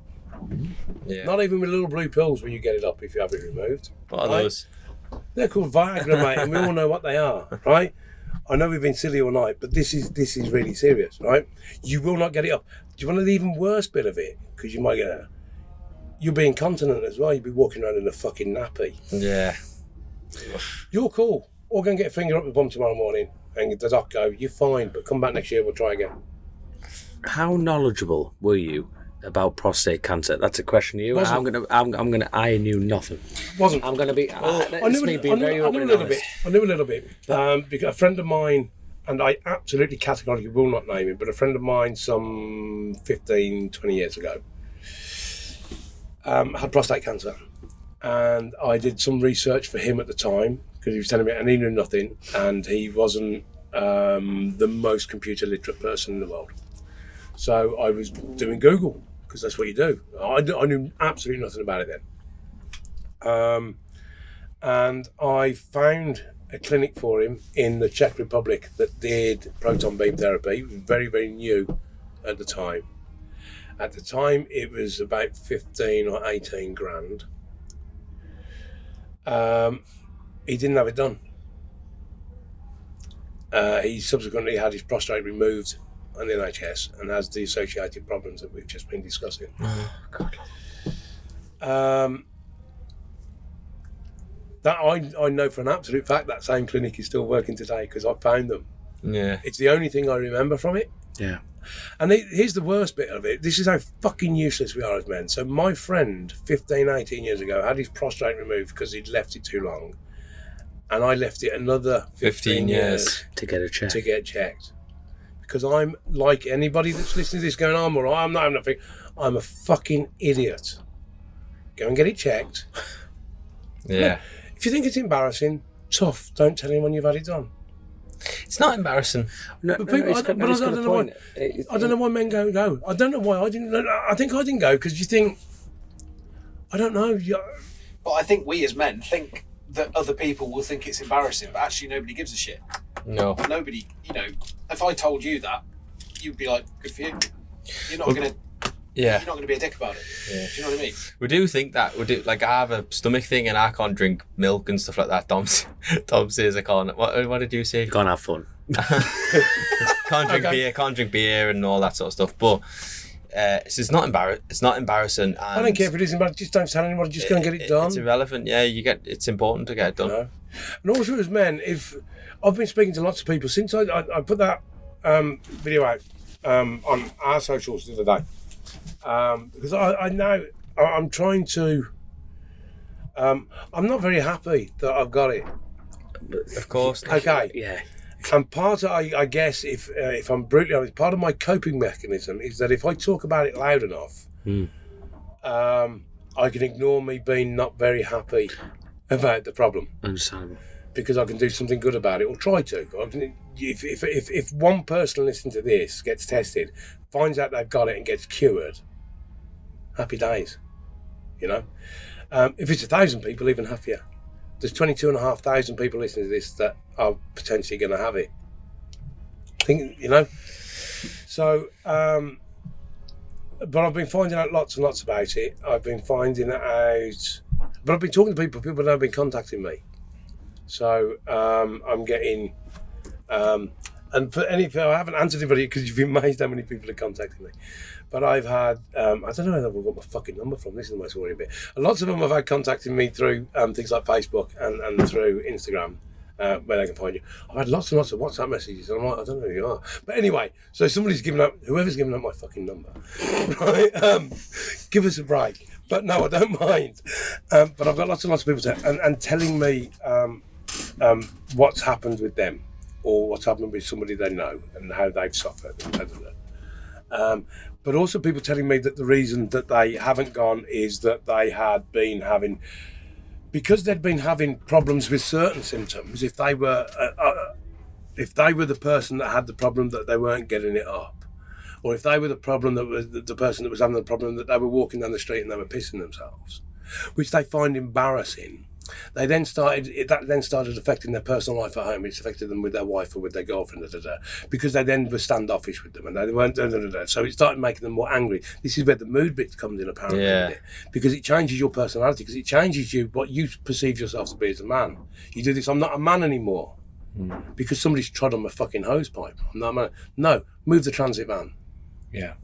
Right? Because if this was a motorhome we're on now and you went to have a shower and you couldn't have a shower, what would you do? Go, oh, fuck it, I'm never going to shower again. No, you go outside there and go, who's on my fucking hosepipe? Mate, move that transit, I can't have a fucking shower. It's not hard, right? But we don't, because men, we're shit. So we suffer in silence, because that's what men do.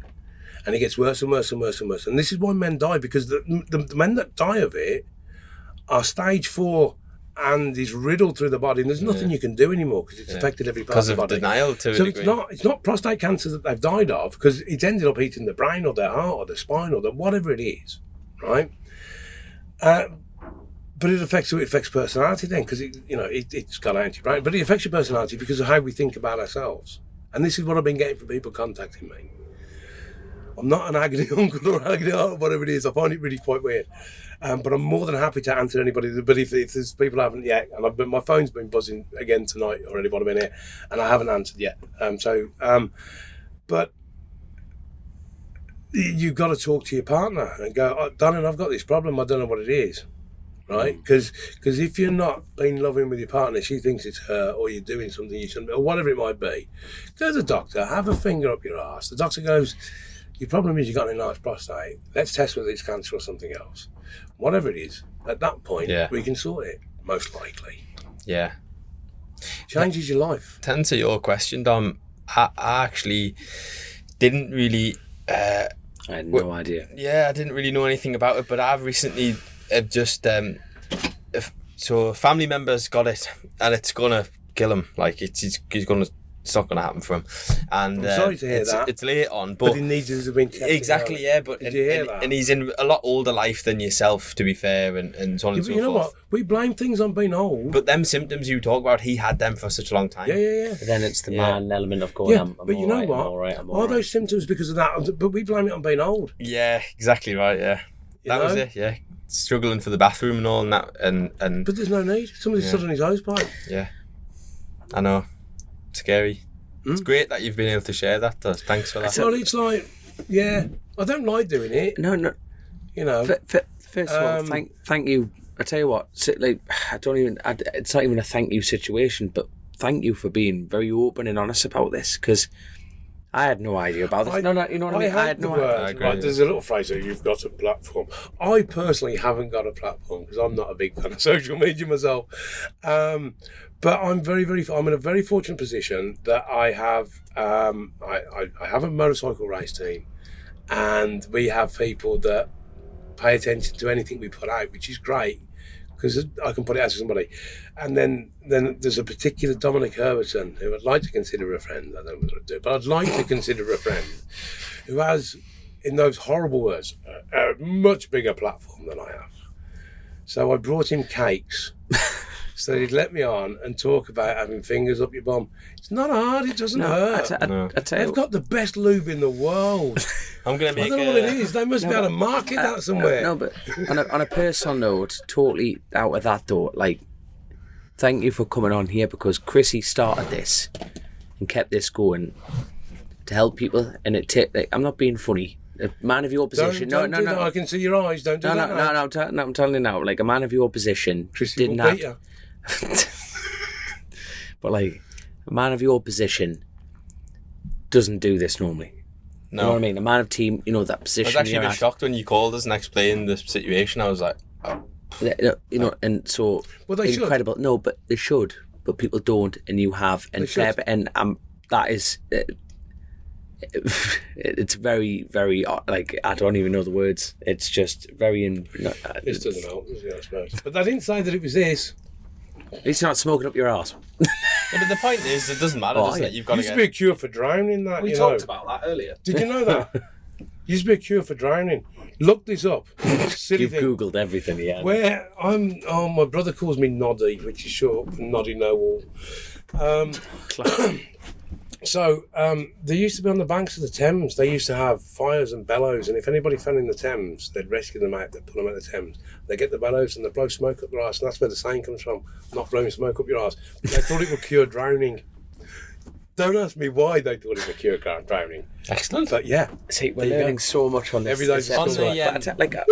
But sorry, Faye. I'm sorry for filling your little cabin here with smoke. No, it's like, but seriously though, Wouldn't like, be me. but like all that aside, thank you so like Chrissy be like to come on here to help I further love Chrissy people. to That's bits. no, and I know you do, and everyone listening to this loves him to bits. This whole paddock loves him. But I tell you what, I must ask like another question, and this is gonna be, why can't there be, like smear tests, they set them up outside shops, and the NHS Well, they can. wagons. So- And I'm just thinking, No. why can't they, I'm if going to we've got, expand on that then. So we've already been talking now, and it's if you've very, got- very early. because if you've got the top lads, all the all the BSB lads, imagine turning up Like a clinic. like a mobile. pre-check. I got my team together on. So I found out on Wednesday evening. First thing I had to do was I decided then that I have to make some form of positive out of my news so that I could probably deal with it myself. It was a way of dealing with it. And so I know then that I've got OMG Racing. I can put things out on that. Whether people agree with me putting it out, or whether a sponsor would go, oh my god, if a sponsor doesn't like it, and I'm trying to get people to, frankly, they can fuck off. Yeah, because, damn right. Damn right. Aye. So, but the first thing I had to do was I had to go and see my daughter, because my daughter's husband watches BSB and follows us. She's not a big fan of bikes, never has been. But she was going to find out, oh shit, I've got to go and tell my daughter now that I've got this. So I did that, and I just told her that the reason I'm telling you now, and I'm having to sort of rush tell you, because this was Wednesday evening. I'd already been here once on Wednesday to bring our kitchen truck down, and I'd gone back to get my car, and I was coming down the following day. But I'm in a rush. I've got to get down to Thruxton. I'm like, I'm not going to say her name because she won't want me to do that on here. But I've got to tell you this news. I had to, and so I had to go. And then we got down here on Thursday. Then I called all the guys into the garage, and I told them on the basis of, you're all getting tested now. Now, I was in a very, very fortunate. I've got to go on the testing bit, and I know I'm waffling. I know you're trying to leave, Josh. Sorry, mate. No, I'm not trying to leave. No, you carry on. The NHS will test you. You can phone up your normal doctor and get an appointment, but I understand that. I mean, the first person I told, again, I won't say this is because they are getting themselves tested, and that's their private business now, what they do. But the first person I told my news, I've gone, have you been tested? Because he's nearly 50 and he hadn't. I said, well, go and get yourself fucking tested. You've got to get yourself tested. That was became my mission at the minute, I suppose. And he's phoned up his doctor. Now he's in at the start of September at some point. So he's like 3 or 4, right? Going to NHS. Now, when I booked, I don't know what made me do it, because I've not had a test before, and I should have had a test 15 years ago. Things have been, and I'm like, I've got to go and test it. It just sort of, whether I'd read, there was no specific, but I must have read something, or something triggered in my head. Oh, you've got to get yourself tested. And I want us to win a race tomorrow. I want results now. That's what we'd like, isn't it? We're in motorsport, I want results. And I phoned up private medical, I won't advertise them, They don't pay me any money, so I'm not going to advertise them. I phoned up a private medical group at 8 o'clock on Monday morning, and I had a finger on my bum at 9 because I paid. And because of the result of that, I had a blood test by 9:30. Didn't have the result, but I'd had blood taken out of my arm by 9:30. And that entire cost there was 170 quid for those 2 tests, which we're in a motorcycle paddock now. That's about half a back tyre. Yeah, it would be, wouldn't it? So not a lot of money. I'd rather have £170 more in my pocket than I have now. No matter how much money I've got, I'd rather have but it's half a back tyre. It's not a lot of money. That then came back, because I was going private, I got a result from that blood test, this PSA test, that gave me elevated levels of blah, blah, blah, blah, blah. But the problem with the PSA test is these are things I've been finding out now since. Because now, as soon as I got that, I'm on it. Yeah. I've got to know what the fucking hell was wrong with me. It's only 80% accurate. That's a bad test, isn't it? By anybody's, right? But because of that, you've got then they go. So then they then start narrowing down. You have to have more. So then you go for a biopsy. Now, I'll be graphic if you want me to. I don't care anymore. There are several ways they can do a biopsy, but bear in mind that this prostate and where it is in your body, they can either go follow the finger in and go and get from there. Weirdly enough, that has the potential to be a contaminated test. I wonder why. Yeah. No shit. Quite the opposite, Mr. Herberton. So the other option, and these are the nice ones. And I always say this wrong. Perineum. You know that bit of your body between your arse and your balls? The gooch. The gooch. Okay. I'm not sure it's called a gooch test for the purpose of chasing the racing. Person in the world listen to this Just went, the gooch. That's the name, and that is the name of the pod. It is now officially going to be known as you can have a biopsy by pushing a really long needle through your gooch to reach your prostate. So, as I said, and I said on the post that we put out, is that once you've got some form of positive, and it's a feel thing, because a doctor knows how it's meant to feel. This is why I said don't get your friend to do it, unless they do happen to be a medical professional. And when you get a doctor go, ooh, there's an issue. There's something. Right? And I'm sorry, if it hurts a little bit after that, or it's a little bit uncomfortable, or you go, I've got to go and be very careful how I wash there later, and I don't want to get an infection in, I need to put a little bit of antiseptic in that. It's only a fucking needle, but, we don't want an infection, do we? Especially there. Jesus. Yeah. Then tough. It's going to be a little bit uncomfortable. It's a very small price to pay by the sounds of it. Like, it's not to get the test done. It's not. No, but you see, the thing is, the test will tell 7 out of 8 men you're fine. Yeah. But that's all you need. Yeah. Because if you've got cancer or another potential issue with your prostate will swell or it puckers or whatever it is they're feeling for. I ain't a fucking dog. But they'll know. Yeah, of course. Right? And if they go, you're fine, you're fine. If you're not fine, sorry, it might get a little bit uncomfortable, but if you can't take that little bit of uncomfort now, after you know it's not fine. Yeah. It's not a random thing after that. They found something wrong. Now we want to know what it is. Right? If you can't take that bit of uncomfort, you're going to die. That's the reality of it, yeah. Up to you. Right? Dom, have you ever crashed your motorcycle? I seem to remember leaning against your van in the TT paddock earlier this year, and you were still up there taking photos for nice people, and you had a broken pelvis. No, last year. Would that be right? You also had a broken scaphoid, didn't you, at the same time? Yeah. I also seem to remember you putting a chainsaw through your fucking head and your eye coming out and you fracturing your skull. Are you riding motorcycles tomorrow? You're damn right. Right, so if this test is a little bit uncomfortable and you don't want to do it, crack on. Die. Yeah. Okay? But please don't.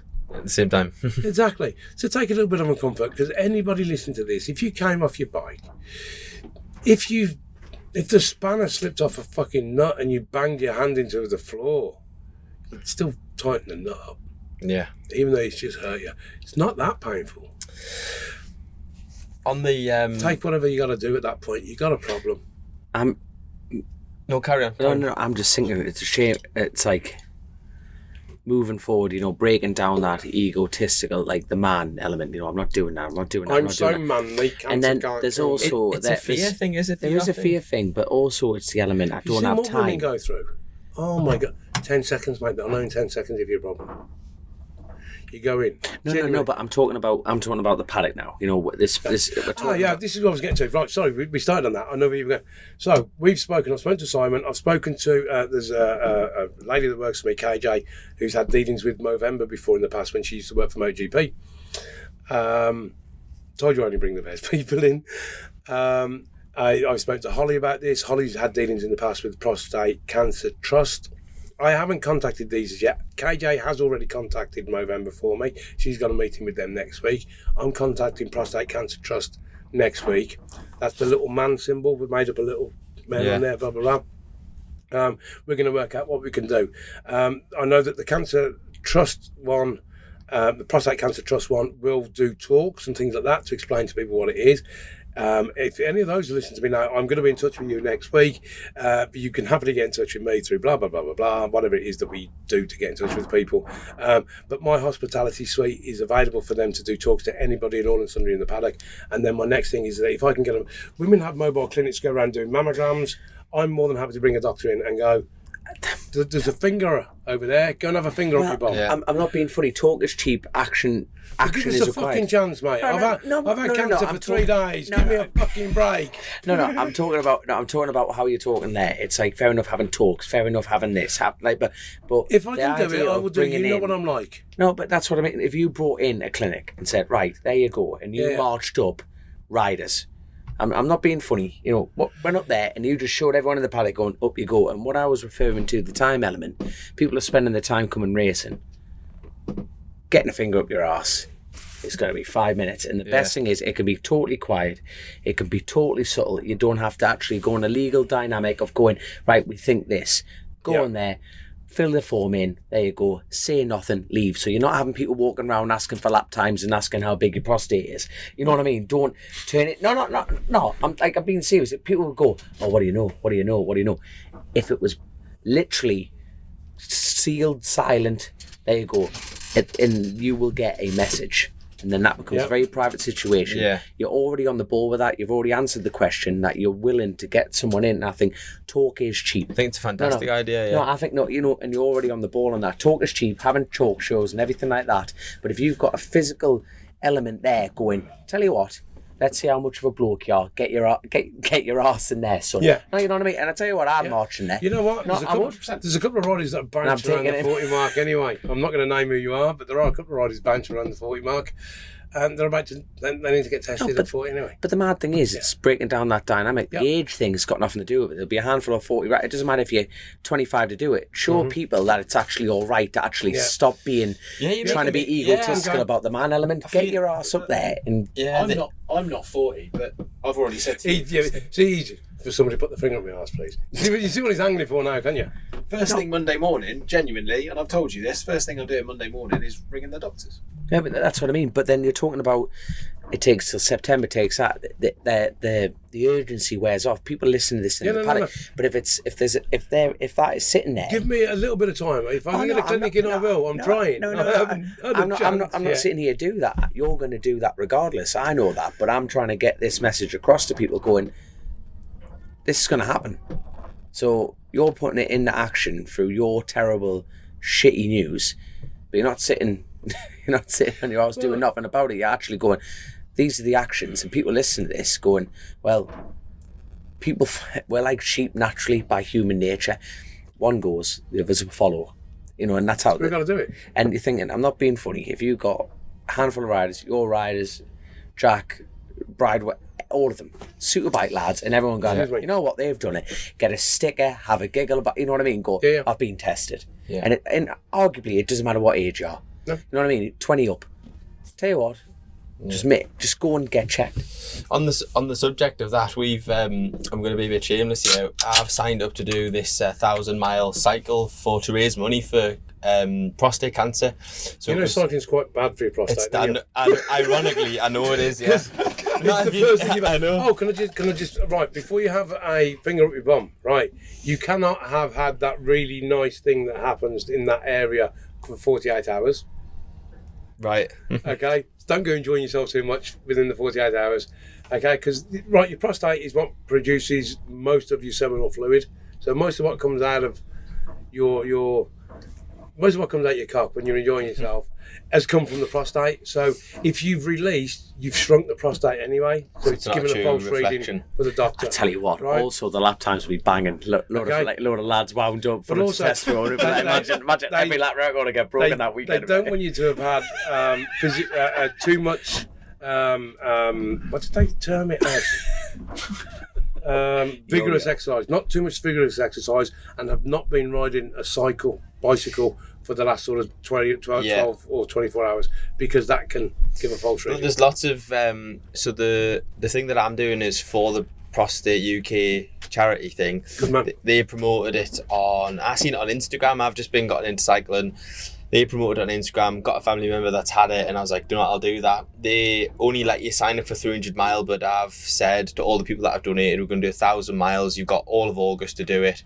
And the target was to try and raise £1,000. So I'll ask Grace if she doesn't mind putting the link in if anyone wants to donate to do it. And you can track all the miles on there and stuff as well. But on the subject of that, they did actually give us a bit of education around the dangers of cycling with like inadequate equipment and stuff, how it can affect your prostate. And lots of people have been like initially misdiagnosed for stuff like that because they've got a swollen prostate from cycling, but it's turned out to be nothing. Yeah.